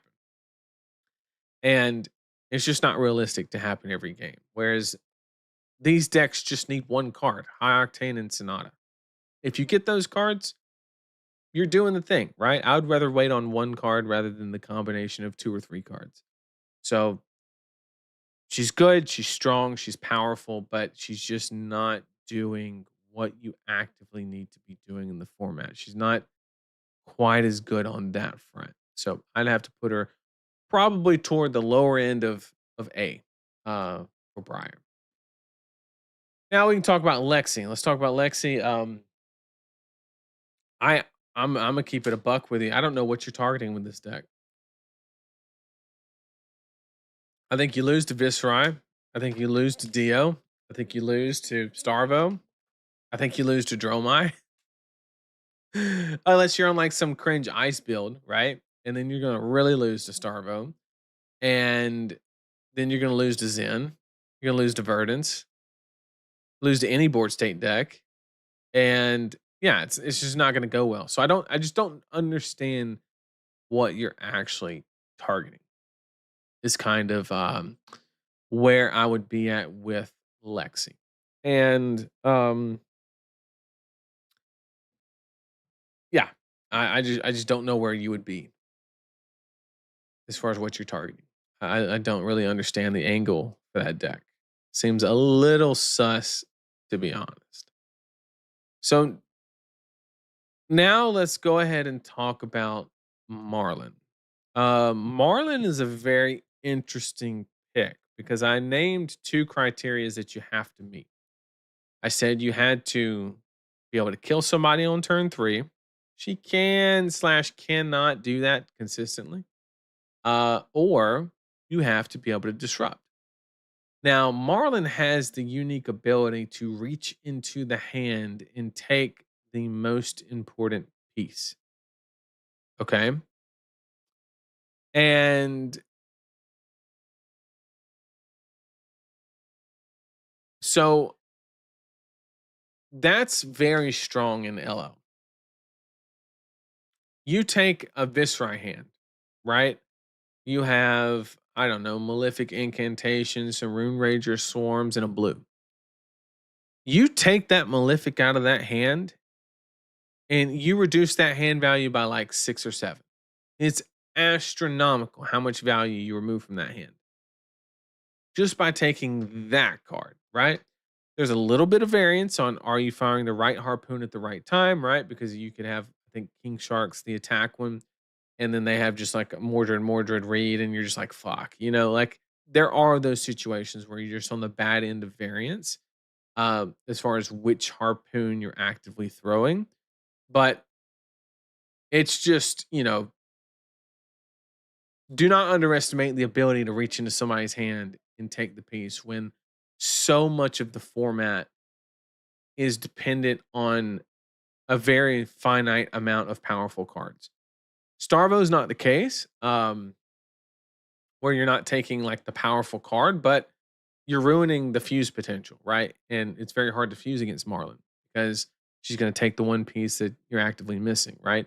Because you run a healthy portion of attacks and non-attacks, so therefore she has the ability to basically just mess up your fuse. And if you're never fusing against her, well, you're really not progressing the game state. She runs a ton of blue. She doesn't care about the ice shield. The frostbite is gone before it matters because she usually never has go again anyway. So she she's in a decent spot, right? Like you have the ability to you're and this one's a little dicey, and this one can be dicey because just the window of opportunity. Basically, any deck that can't close the game out by turn 3 is like the best place that you would want to be. And I guess illusionist as well. That can get a little dicey. But at the same time, I don't think it's a terrible place to be, right? Like if you're reaching in the Dromai hand and you're taking the dragon before it's even played, well, you prevent the board state from ever happening. So you do have those lines where you have some counterplay into what would theoretically be your bad matchup. So she actually fits pretty decently into the meta, uh, surprisingly. And so I would probably put her toward I'd probably put her right there. She's good, she's solid, she does the thing. Does she lose to herself sometimes? Of course, like every ranger does. Um, the unfortunate aspect is like the sequence. It's not like Azalea. Like Azalea, that can happen too, but it's much more rare because you get to look at so many cards. But Marlin, you have to find the card and then be able to load it via gold or three of a kind or art of war, whatever the case may be. And so it's really interesting as far as like how she can just like draw 13 cards and just pass turn. Like I've seen it happen. It's hilarious. It's actually hilarious. But still, really respectable deck and has an angle to attack the meta. 100%. Now you have Prism. A lot of people have been talking about this deck as one of the top contenders, and I would tend to agree that the deck is really, really good. And it's the ultimate debate is how does Tranquil Domain affect this matchup? If there is a world where it flips it or even makes it close to the potential of 50-50, then I don't think there's much of a reason to play this hero. I think you're better off just going the Dromai angle and playing that. But at the same time, I personally right now am in the camp of I don't think Tranquil Domain is that good. I could be wrong. Uh, but I think that Prism just has a little too much counterplay to be able to do that. But also those lightning boots on Starvo being able to like just get go again off of like Everbloom Life and shit like that is like a cheap time skippers is wild. Okay. So ALS may not even be like absolutely insane. So um yeah, I think she's really good. A lot of counterplay. I'd probably put her close to the top of A. Um But really, that's going to depend on how that Starvo matchup is secured. If it's still really good like it used to be, Viscera is a little bit of a problem, and so is Dio. But once you get past there, I think you're extremely comfortable across the board. You just got to kind of dodge these two decks is the position that you're in. And also, I'm not too familiar with the Dromai v Prism matchup, so that would be an interesting one as well. And the last one we get to talk about is Kano. And I think surprisingly, the Kano matchup is literally going to depend on one thing. Is it good into Starvo? If Starvo breaks out the Shock Charmers and all of that, is Kano a heavy favorite? If the answer is yes, he's extremely good. If he is favored into Starvo with Shock Charmers and the whole nine, Kano is a really, really good deck in the format right now. If he is not, he is borderline unplayable. Uh, so And I don't have the answer to that question. That's something that I need to test. So I don't have that answer currently, but really it's going to hinge on that. Is it a favorable Starvo matchup? If the answer is yes, he's really good. If not, don't play him. Also, you have Viscerai can be a little dicey depending on the Viscerai has to know a lot about the equipment loadout and what's appropriate and what's not, depending on that. And then Dio's just a rough matchup, and then so is Prism. So you really just have to be able to take this deck out. And if you're not, you're just in a bad place. A lot of these top eight or these top decks like Zen, you have plenty of blues and resources, a lot of aggression. Same thing for Dromai, put you on the clock, put you in the furnace. Then you have, these decks here. So really, really depending on how that kind of plays out. Is AOS not considered what is AOS? Am I missing something? AOS. I don't know what that is.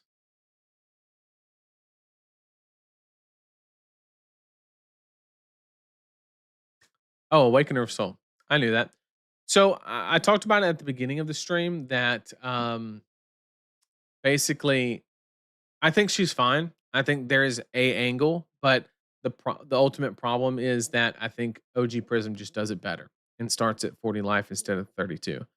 So is she service like if I was going to put her on the tier list, like she would probably be somewhere around here, and we'll just put her there for shits and giggles. But like, why would you play this deck if this one is here? Is was kind of my angle of not having her in the tier list in the first place. But I mean, she's a playable deck. I don't think she's horrible. I just think that you're kind of trolling if you play her. That's kind of my opinion. So Kano, honestly, like I said, I don't have the answer on where that matchup stands. So I'm just gonna go as like even as possible that I can and put him in B. But once again, if he's good in the Starvo, he's going to move up. If he's bad, he's going to move down to even as low as C.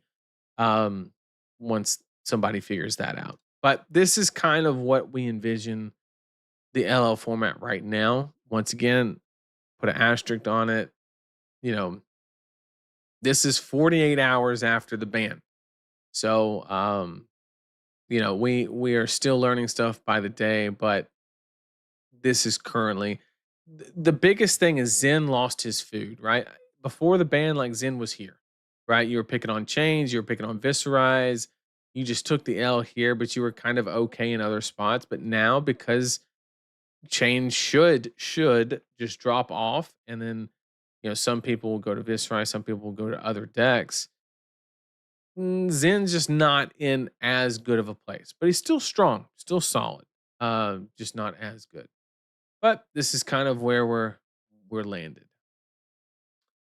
So I'll leave chat open for another 5 or so minutes, or whenever you guys quit asking questions, which I'm assuming because we're talking about LL will be sooner rather than later.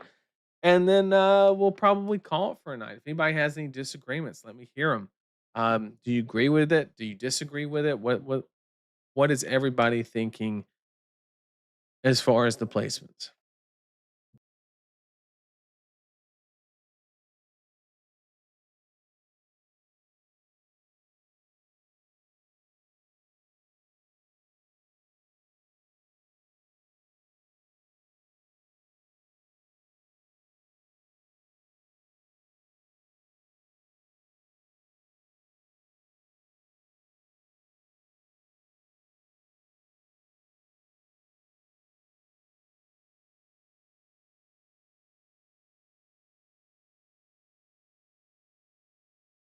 Oh, I'm on mute. I'm on mute. But so like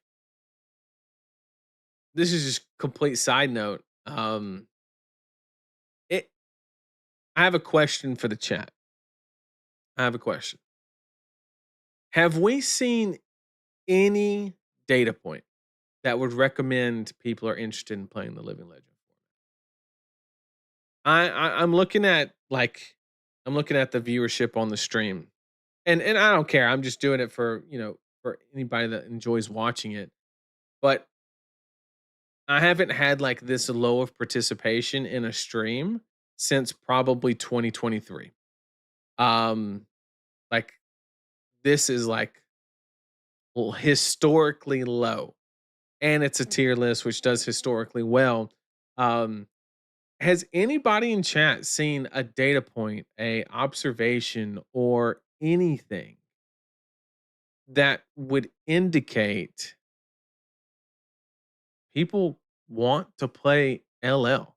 I just every single thing that I look behind, I'm just like, nobody's interested in this. Nobody. We had somebody earlier in chat that said that they were here for the intro to the tier list, and they said that they were going to leave when the tier list started. Think about that, chat. Who the hell wants would rather listen to somebody with an Alabama education than talk about a tier list, about random shit, than go over a tier list?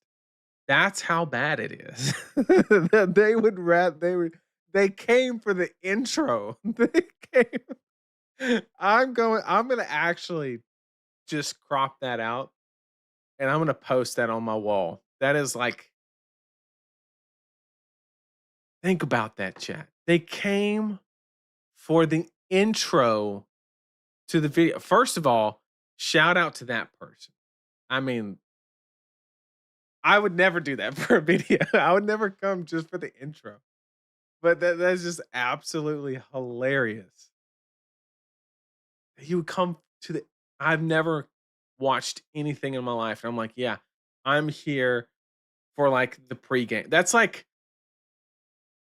watching the pregame to a football game and then just turning it off when the football games start. That is diabolical.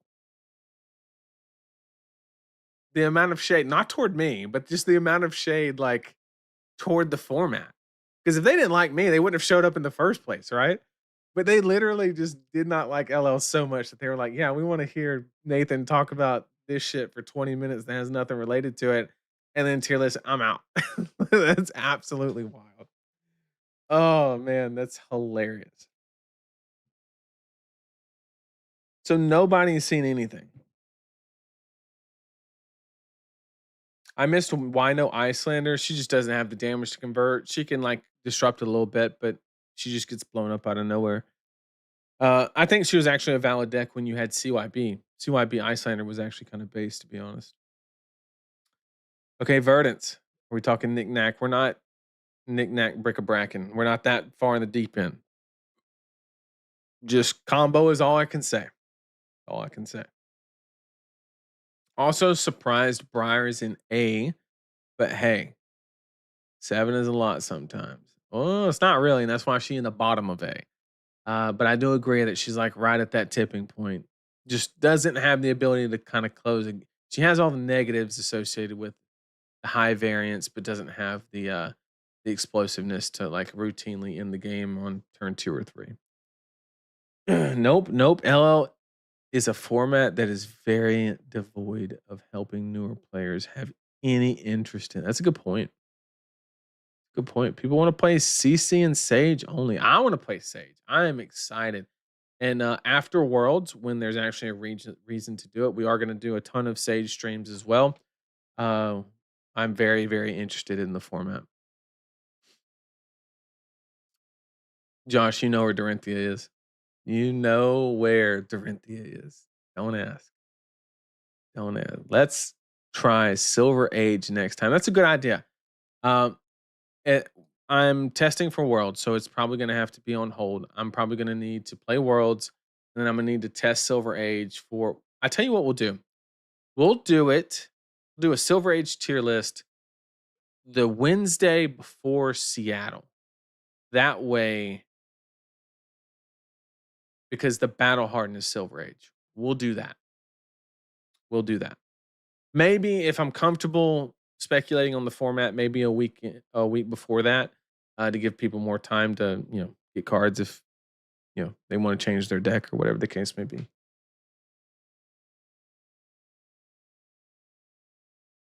No, I've heard no one likes it as it's a dice roll format in a competitive game that nobody cares about. I mean, like I said earlier, the the literal best games of Flesh and Blood I've ever played were when both decks did not do the thing that they wanted to do. Those are the best games. And that's just crazy to even say, right? I don't understand the reasoning on banning cards in LL. I think LL could be cool, but they really need to go ham on bans and communicating what they want for the format. I would love for them to openly say this is what our vision is, but I honestly don't think they know. I really don't. It's like a lot of nothing. Don't people turn to Super Bowl for the halftime show? Yeah, but you're going. But so that is you're having to deal with. You want to watch what is in between, so you're having to watch all of it, so you make sure you don't miss it, right? That's not. Imagine that would be a one-to-one scenario if they like front loaded all the commercials to the beginning of the Super Bowl, or like, yeah, the Super Bowl, and you watched all the commercials, then you just dipped and then didn't watch the Super Bowl. Like that would be the equivalent.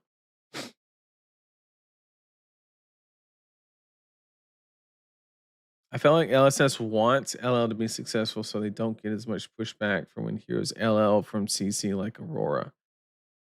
I'm sure that would be convenient. CYB verdants. Well, right now CYB is banned, or I mean, it's restricted to one. It's basically banned. Maybe there will be a different result this time. The problem is not LL, or at least LL in words. The problem is LSS rushing a format to replace draft when it's not even a stable format. So I think it's interesting. I mean, high C's was some of the most fun I've had in draft with Flesh and Blood. Like I've never been a limited player, never have, probably never will, to be honest. And but High Seas was a blast. The little mini game aspect of Treasure Island, oh, it was phenomenal. It was phenomenal. And going forward, using LLCC and Sage and draft for tier. Hopefully, we don't do four formats. That would be a disaster. I seriously feel like LL is complete miss. What's the percentage of players who played Fab while Starvo was legal? I did. It was not good, but we did it. We did it. Um, but I mean that's a fair point. That's a fair point. Like you don't have that nostalgia factor for those players, right? Silver Age tier list is easy. Terra S, everyone else C. Damn the confidence. The confidence. Sage tier list would be super hype. And before Ira and Victa are S tier. Well, Ira's pretty good. I'm not gonna lie. Ira has been really impressing me in that format. The little I've been able to play, but we're going all in on it once we finish Worlds. The whole point of the format is to play old decks that try to resonate with your player base, but the whole format is gonna freeze for years unless they make some drastic rotation. Yeah, it's just gonna be the same thing forever, right? Want them to communicate, period. It's been lacking lately. I agree with that notion. Usually they're really good. And we saw a glimpse of it in the article. I'm not trying to like just throw shade for the sake of throwing shade. They openly said we made a mistake, right? Which I always appreciate when people do that. Um, but man, like, where's the dev talk? Like, where is this whole LL thing happened. Like, I don't think we've heard them discuss, and maybe I don't remember it. From when LL was announced to be in Worlds, from, like, that point on, other than, like, the announcement, right? I think they announced it in a dev talk. I I don't think they've discussed why.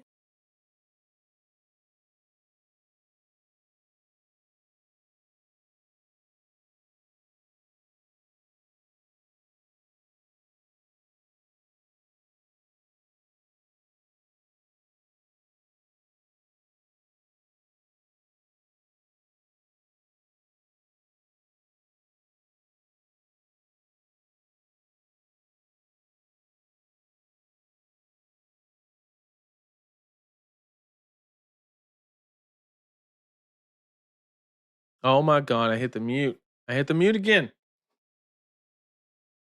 I was just saying that I don't know what I agree with the notion that the communications died down a little bit. I agree. Yeah, I caught it. The mute button.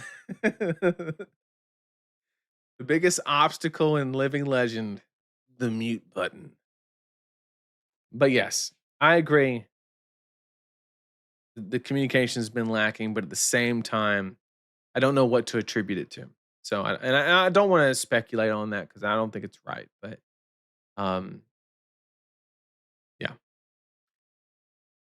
maybe doing a rotating hero LL format. That's what I recommended a couple streams ago. Is I recommended doing seasons where like like you can like LSS would literally have the ability to just build their meta.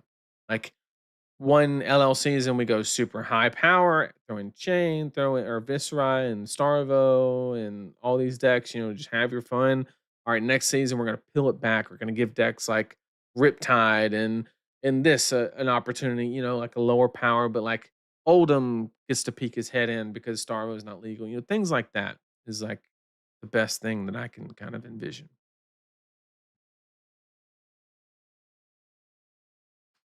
Damn mute button, I tell you what. Yeah, for me, the only way for LL to be a real format is to have the top dog of the format rotate out for a season, for example. Yeah, I agree with that. I agree. We have I've been waiting on a dev talk to discuss LL, but it feels like there's been radio silent. The dev talks have been kind of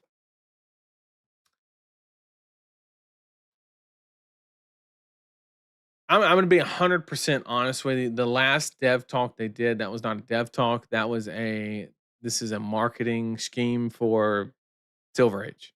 That's That was not a dev talk. This is our announcement for Silver Age. It was marketing is what it was. Um, but before that, I mean, you're right. I don't think we've had one in months. Um, and once again, like being fair on their end, like sometimes the best thing to do is say nothing. Like that could legit be the best line. That's something that we have to come to the realization of is that could legit be the most favorable thing that they could do. Um, because they're human, right? Like maybe they don't know what to say and they're literally just trying to figure it out. They don't have the answer. Um, it's not very good to turn the camera on and say, "Well, guys, I know everybody hates it, but I don't know." I would not do that, me personally. Unless it was like so bad to where like the only way my game survived was if I did it. That'd be the only way. But ain't no way you catching me like that. No shot. I mean, I do it every Wednesday from 8 to 10:30, but that's beside the point. I don't know. Oh man.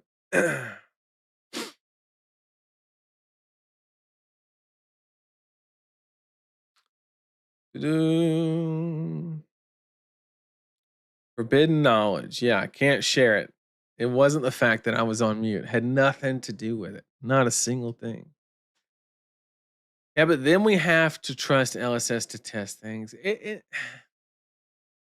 is funny to poke fun, but it's hard, right? It's difficult.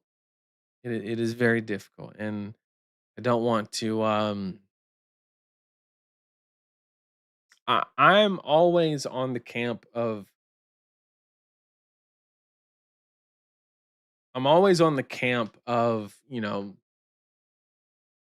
that giving them the benefit of the doubt is always the 99% of the time the best thing to do. Because from history, we know that they have great intentions as a company. However, I also respect the community's ability to let them know that that's not guaranteed.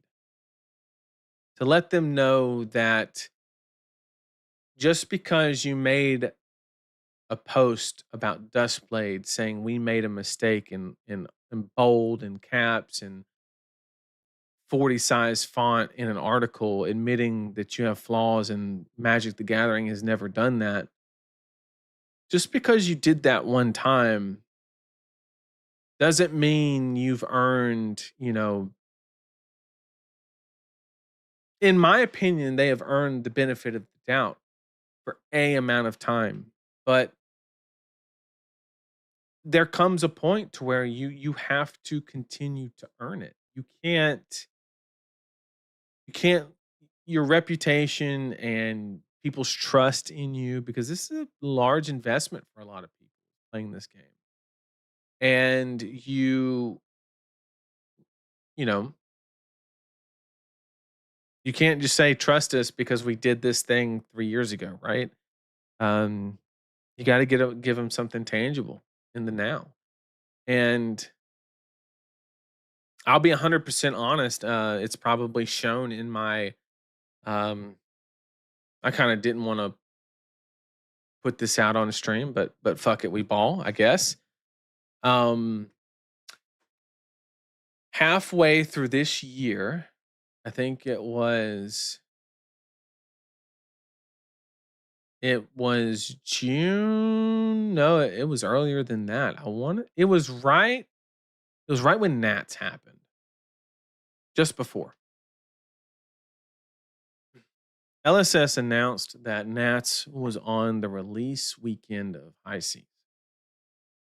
After thinking about that for about 13 seconds, I immediately knew that it was going to be a literal utter disaster. And that's exactly what it was. And as a competitive player, I immediately began going to a lot less events this year. I've attended far less events this year than any year in the history of playing Fab since I started in uh, first edition Monarch, is when I started playing the game. And it's not because of life. Could have win if I wanted to. Um, could have done a lot of that. And after Nats, I told myself and also told the team that I was going to kind of ramp back up, because at that point I was in a lull. I kind of like I was playing the game, but I wasn't really playing the game. And I told the team that I was like, look, for you guys mainly, I'm going to just hit the ground running all the way until Worlds. I'm gonna give it 100%, and we've been in there testing like literally every night, and I'm gonna give it all I got going up to Worlds. And if I don't have that same level of enjoyment or just something about it, I was entertaining the idea, and I can't use the word was, um, am entertaining the idea of taking a step back, and more so than I already have. And what that means, I'll let your imagination, run wild. But um, I don't know if it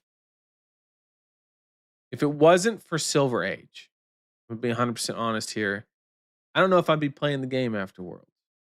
Um, it's been close. It's been close. I will admit that playing with the team a lot is, it's kind of rekindled it a little bit, and I am enjoying the game. It's just, and I have like gotten back to that point, so I've salvaged that portion of it. And the way that I'm feeling right now about the game is like I'm back to enjoying the mechanics of the game and falling in love with that aspect of the game. The problem is I'm having to lower my shoulder and just get through a bunch of bullshit to play the game that I've recently, you know, actually got back to enjoying, right? Because I've always been lost after Briar. After Briar left, I've been literally just going from place to place, just looking for a new home, basically. And I've gotten to the point, like the Arachne Huntsman, I'm telling you, that PQ, I had some of the most, that for me personally was the most fun I've had at a calling level event or lower. I had an absolute blast. And it was a 30-person ProQuest in fucking Tennessee. Like it was on the scale of things, like it was so insignificant, but I had an absolute blast playing the game. So I fixed that portion of it, but the problem is like I mentioned earlier, I gotta lower my shoulder and I gotta like make it through some the what's supposed to be the pinnacle, but doesn't feel like the pinnacle. And I don't know. I I don't know. So don't be worried. I'm not going anywhere, but um I would say how Silver Age pans out is very important for me. Um, but I've basically kind of told myself that we're going to keep going at least till early next year and kind of just wait this out a little bit. Like give it a little bit of time. I'm hopeful for Sage. I hope it works out, and we'll ultimately see how that does pan out. But just kind of wanted to share that for anybody that was interested. I don't know.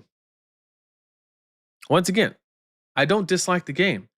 I'm enjoying playing the game more than I have any time this year. Um, but just having to wade through some bullshit is basically that is LL. Unfortunately.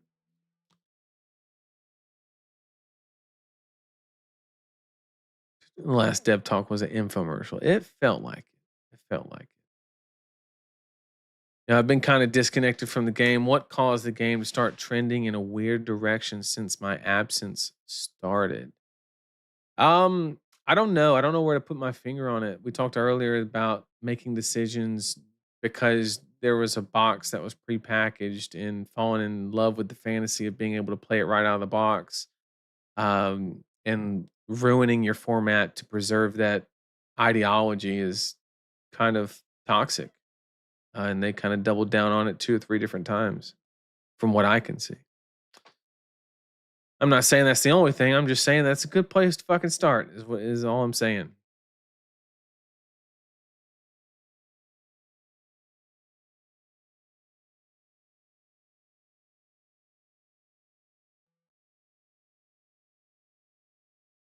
LL is just a hard format to balance. I don't think it is as long as you know what you want to balance it to. I just don't think don't really know where they want it to be. They admit they messed up quite a bit. Yeah, and but like the Runaways podcast mentioned, it's the same stuff just reoccurring, right? And you can say that you admit it, but like we gotta start learning. We gotta start learning, and we gotta like take action, and we gotta start doing some stuff. Okay, I know they admitted it, fully on board with that, but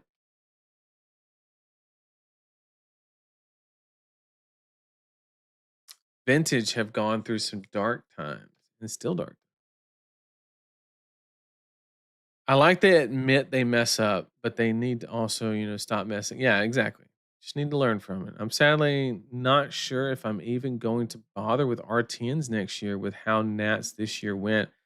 And that's what I'm worried about. Because Nats is always that's like my favorite event because it's like the highest you can go before like people are just like giga competitive. And I don't mind the really competitive environment. In fact, I enjoy it, but it's just a different level or a different type of enjoyment. Um, but I love the banter and stuff like that. You just get a lot less of that at Worlds because everybody's just trying to, win the $100,000 basically. Silver Age feels like damage control a bit. It's definitely good timing. Yeah, and I think it's great work. I think it's going to solve a lot of problems. But like, I don't know. Let's spend the dev talk talking about. And okay, once again, let's give them the benefit of the doubt. Maybe the time to talk about your formats being on fire is not the 6-year anniversary stream. I get it, right? So let's record one before that. And let's talk about it. Like, I don't know. Silver Age is probably planned for a while. I mean, yeah, ever since Project Blue was in concept, and honestly, ever since Commoner was a thing, probably. Um, was any Rune Blade similar to Briar? Not really. I would love to tell you yes. But the what I loved about Briar was the ability to have a very mid-range game plan with pockets of aggression. And there was like this really big like risk reward system of what goes in arsenal, what doesn't. Are you counting your ratios as you go through your deck? And Aurora's just kind of balls the walls all in. And then the Earth Heroes are kind of like on the other end of the spectrum and not really anywhere in between, which is where Briar um kind of thrived. And it's kind of unfortunate. I would love a Briar too, though. That would be kind of sick. Ban stuff in LL until Briar is actually the best deck. She's the most targetable Rune Blade. Do. Unbalanced heroes for the Asian market being kept alive for too long. That's another, yeah, that. Oh my God. Intentionally pushed set just to placate to a market. That was that was a decision of all time. Strange there's no Pleiades on this list, but for real, LL feels tough after playing in one of the battle hardens. Yeah.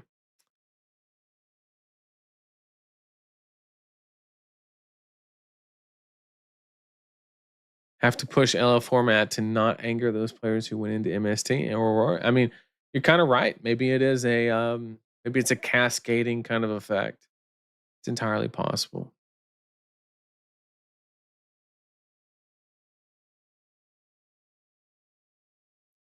I don't think Blade Beckoning 17 solves the cheap aspect of the game.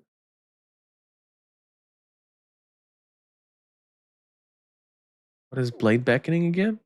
Is that the armor?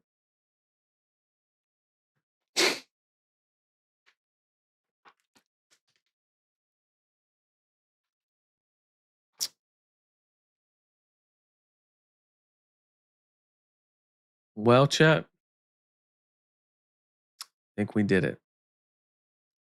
How savage would it be if the guy that came for the intro came back for the outro and skipped everything in between? Oh man, that's too good. I'm sorry I can't get over that, but that's actually fucking hilarious. Um, Another format for LSS to decide isn't worth it in 2 years. I mean, just make sure it's balanced. That's what. Which I mean, every one thing I want to tell everybody: Sage is going to be broken. Okay, we're going to go to the first few events, and there's going to be a busted ass deck, whether it's Ira, whether it's whatever else.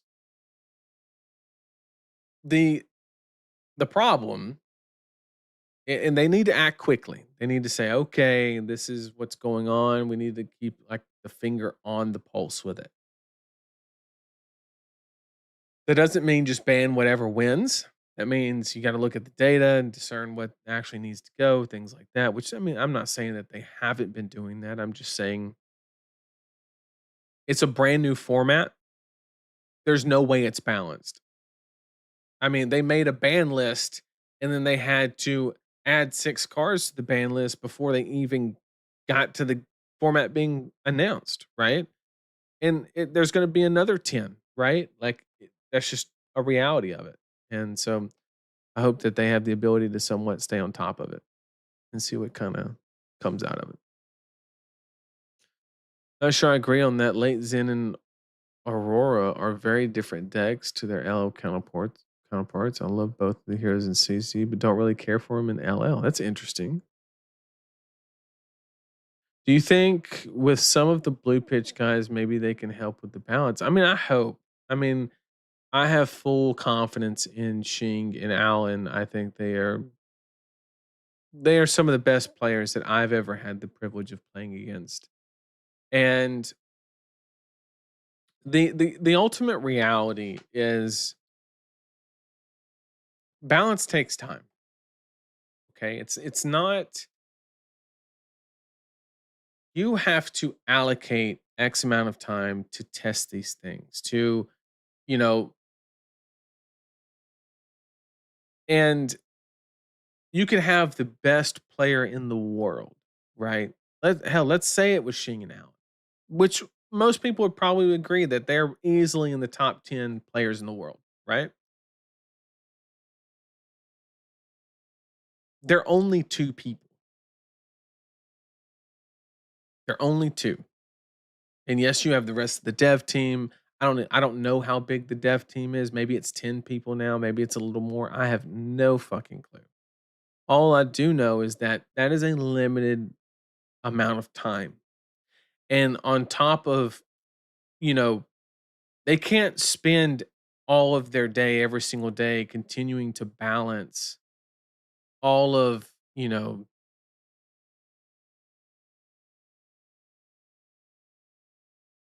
all of these different things, um, when they're making new sets and helping, you know, fix those and making draft sets and, making Guardian dedicated sets that don't actually make Guardian better. They're working on all of these different products. And so maybe it's not a issue with do they have the talent. The question is the talent being allocated appropriately? I'll give you an example. The Smash Palace product. How much time went into balancing that? How much how much dev resources were dedicated to that product? Um, I'm not trying to talk down on it. I'm just saying that, you know, it is kind of a rehash of the whatever the fuck that other box was, the Ultimate Pit Fight, you know, the Professor I don't remember what that shit was called. Round Table, something? I don't know. Um,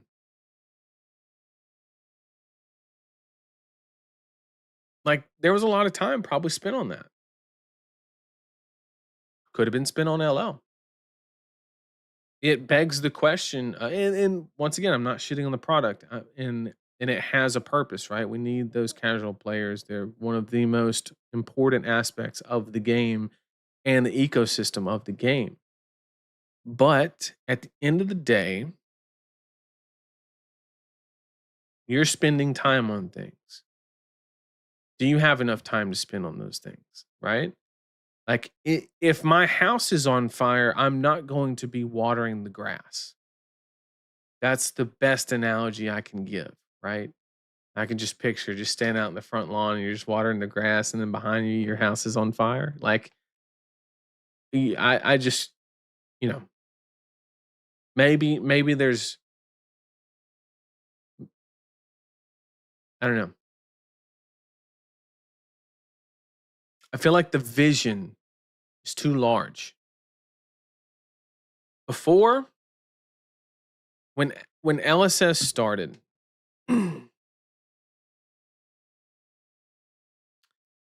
everything they did was so meticulous. Like the sets, and yeah, there were mistakes, right? Briar got eroded.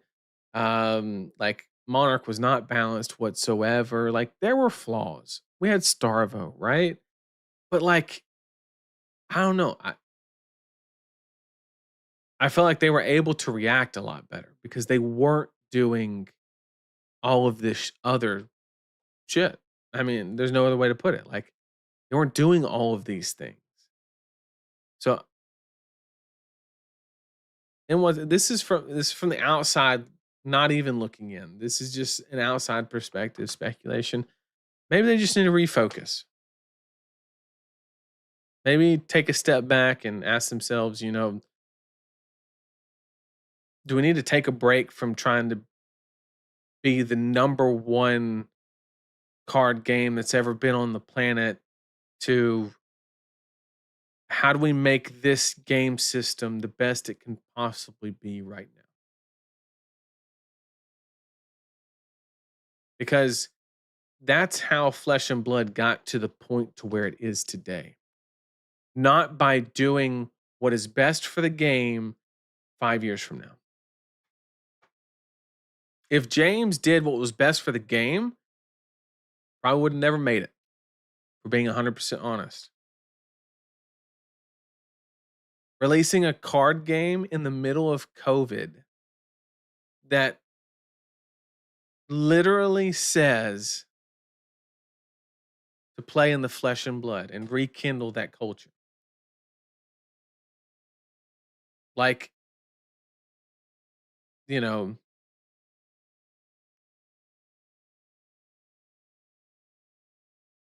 like that's a huge risk. And he was able to accomplish that and succeed in the delivery of this game by just doing what was best for the game right then and there.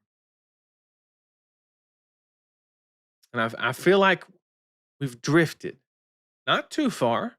We're I'm not insinuating that we've gone too far or we're not able to reel it back in. I'm just saying maybe the appetite's just a little too big. Maybe we need to go back and just focus on the fundamentals. When NBA players make it to the NBA, Jordan, when he got a championship, he didn't stop his free throw practice. He didn't stop doing his dribble exercises, whatever the fuck basketball players do. I don't fucking play basketball. I'm just saying he didn't stop the fundamentals. He kept doing them. And I think maybe, just maybe, the the solution to all of this is just zooming back in and making let the game be the voice, not a fucking $40 product on a shelf that lets four people play. This isn't Monopoly. Like, and once again, I'm not trying to shit on the product. I'm just saying that I'm 100% confident saying that Flesh and Blood is the best card game ever made. But if we're messing up all the other things, people aren't going to know about it, right? I think we've just lost a little bit of focus.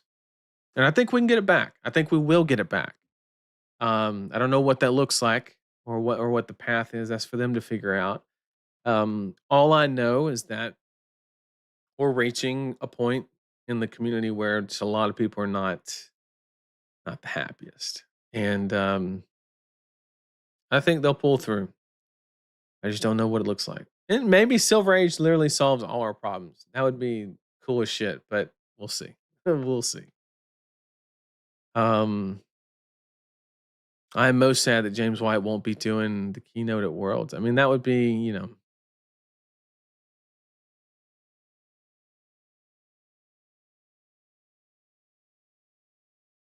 pushing for one product a month isn't worth it. I mean, literally, maybe that's the issue. I don't know. I'm just speculating. I'm just trying to think outside the box about what was different between then and now. And they have some really good talent behind them. Brian has done some amazing work for the card game. Literal amazing work. I think once again, this is speculation because I don't know behind the curtain, but I think he actually probably was one of the people responsible for getting draft to the point to where it was actually palatable. As mean as that sounds. I don't like I said, I don't know what his hand in everything is, but I have a feeling that he's probably one of the ones very responsible for that, right? And there's a lot of talent on that team. And I think if it's just focused the right way and has the right priorities, they have to be able to knock it out of the park. They have to be able to. So, I think we need to clone Brian. It's not a bad idea. I mean, it probably is a bad idea. Oh man. The question is, would the clone of Brian open up the social media? Probably not. No, he's done a lot of great for the game. And the devs have too. They've done a phenomenal job. And even the marketing people, all of those people have done I mean, the video production, all of those Ethan on I mean, the whole company has made strides in every single category. I think we just got to focus. Focus on fundamentals. If we can do that, I'm telling you, I think we got it. I think we got it. Clone of Brian would make CNC7 power. And the clone would probably actually read Codex of Frailty. 12 Arachne said. If only, if only. Um, but thank you for joining my soapbox. If you're still here, I don't know why. But I really do appreciate everybody joining. And I know that a lot of today did not have the most positive context, and that was intentional. Um, I'm a content creator that's never really shied away from giving good, honest feedback. And sometimes I'm wrong in the feedback that I'm giving. Maybe maybe they are focused. Maybe it's something else. Maybe there's outside pressure from something. Yeah, I don't know. I have maybe the tariffs have put pressure on the business, so they have to increase the amount of products they're making to fund the OP program. There's so many things that we have no clue about that could be the reason that all this is happening. And if that's the case, I mean, you know, that's because we don't know that information and because we're not privy to that information. I like to just take a step back and, you know, you know, just take a step back and just give them the benefit of the doubt.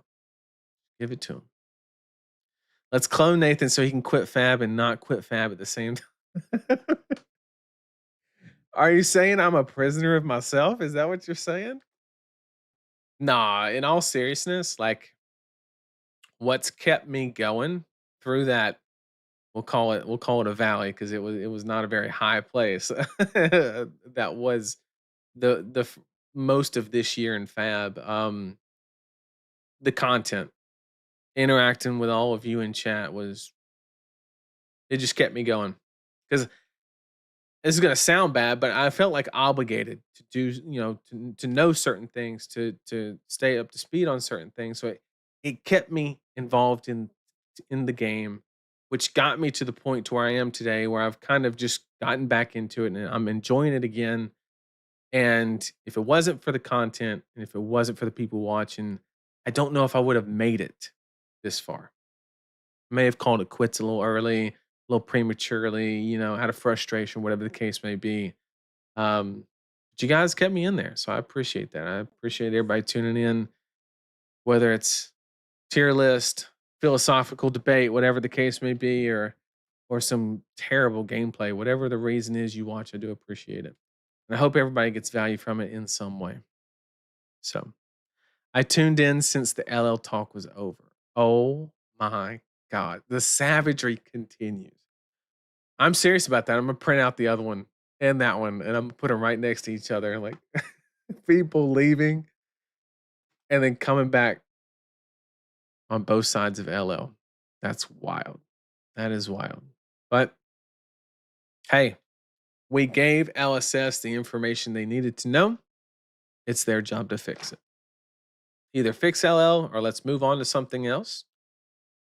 Maybe we don't need to do LL at all. Maybe we just cancel the entire idea of LL. Let's go back to challenging that.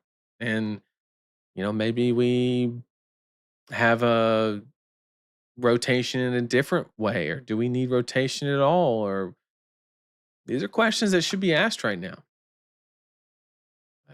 Errata Thorn to be Briar Spec. Only fair since they eroded Briar. It's actually kind of base. And I would not complain.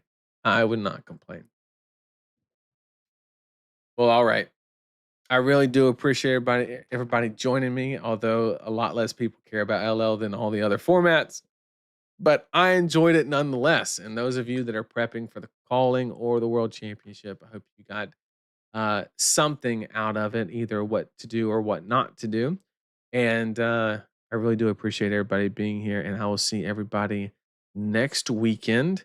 Not entirely sure on, you know, what the stream will be next week. We're getting really close to that world's timeline. So I am not going to do another CC tier list. I think the format is very solved. And I think everybody has a good idea of where everything is. And I would just be repeating a lot of stuff. So we're going to let that one go.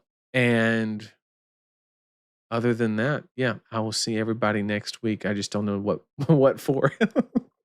But I'll catch everybody next week. Take care, everybody.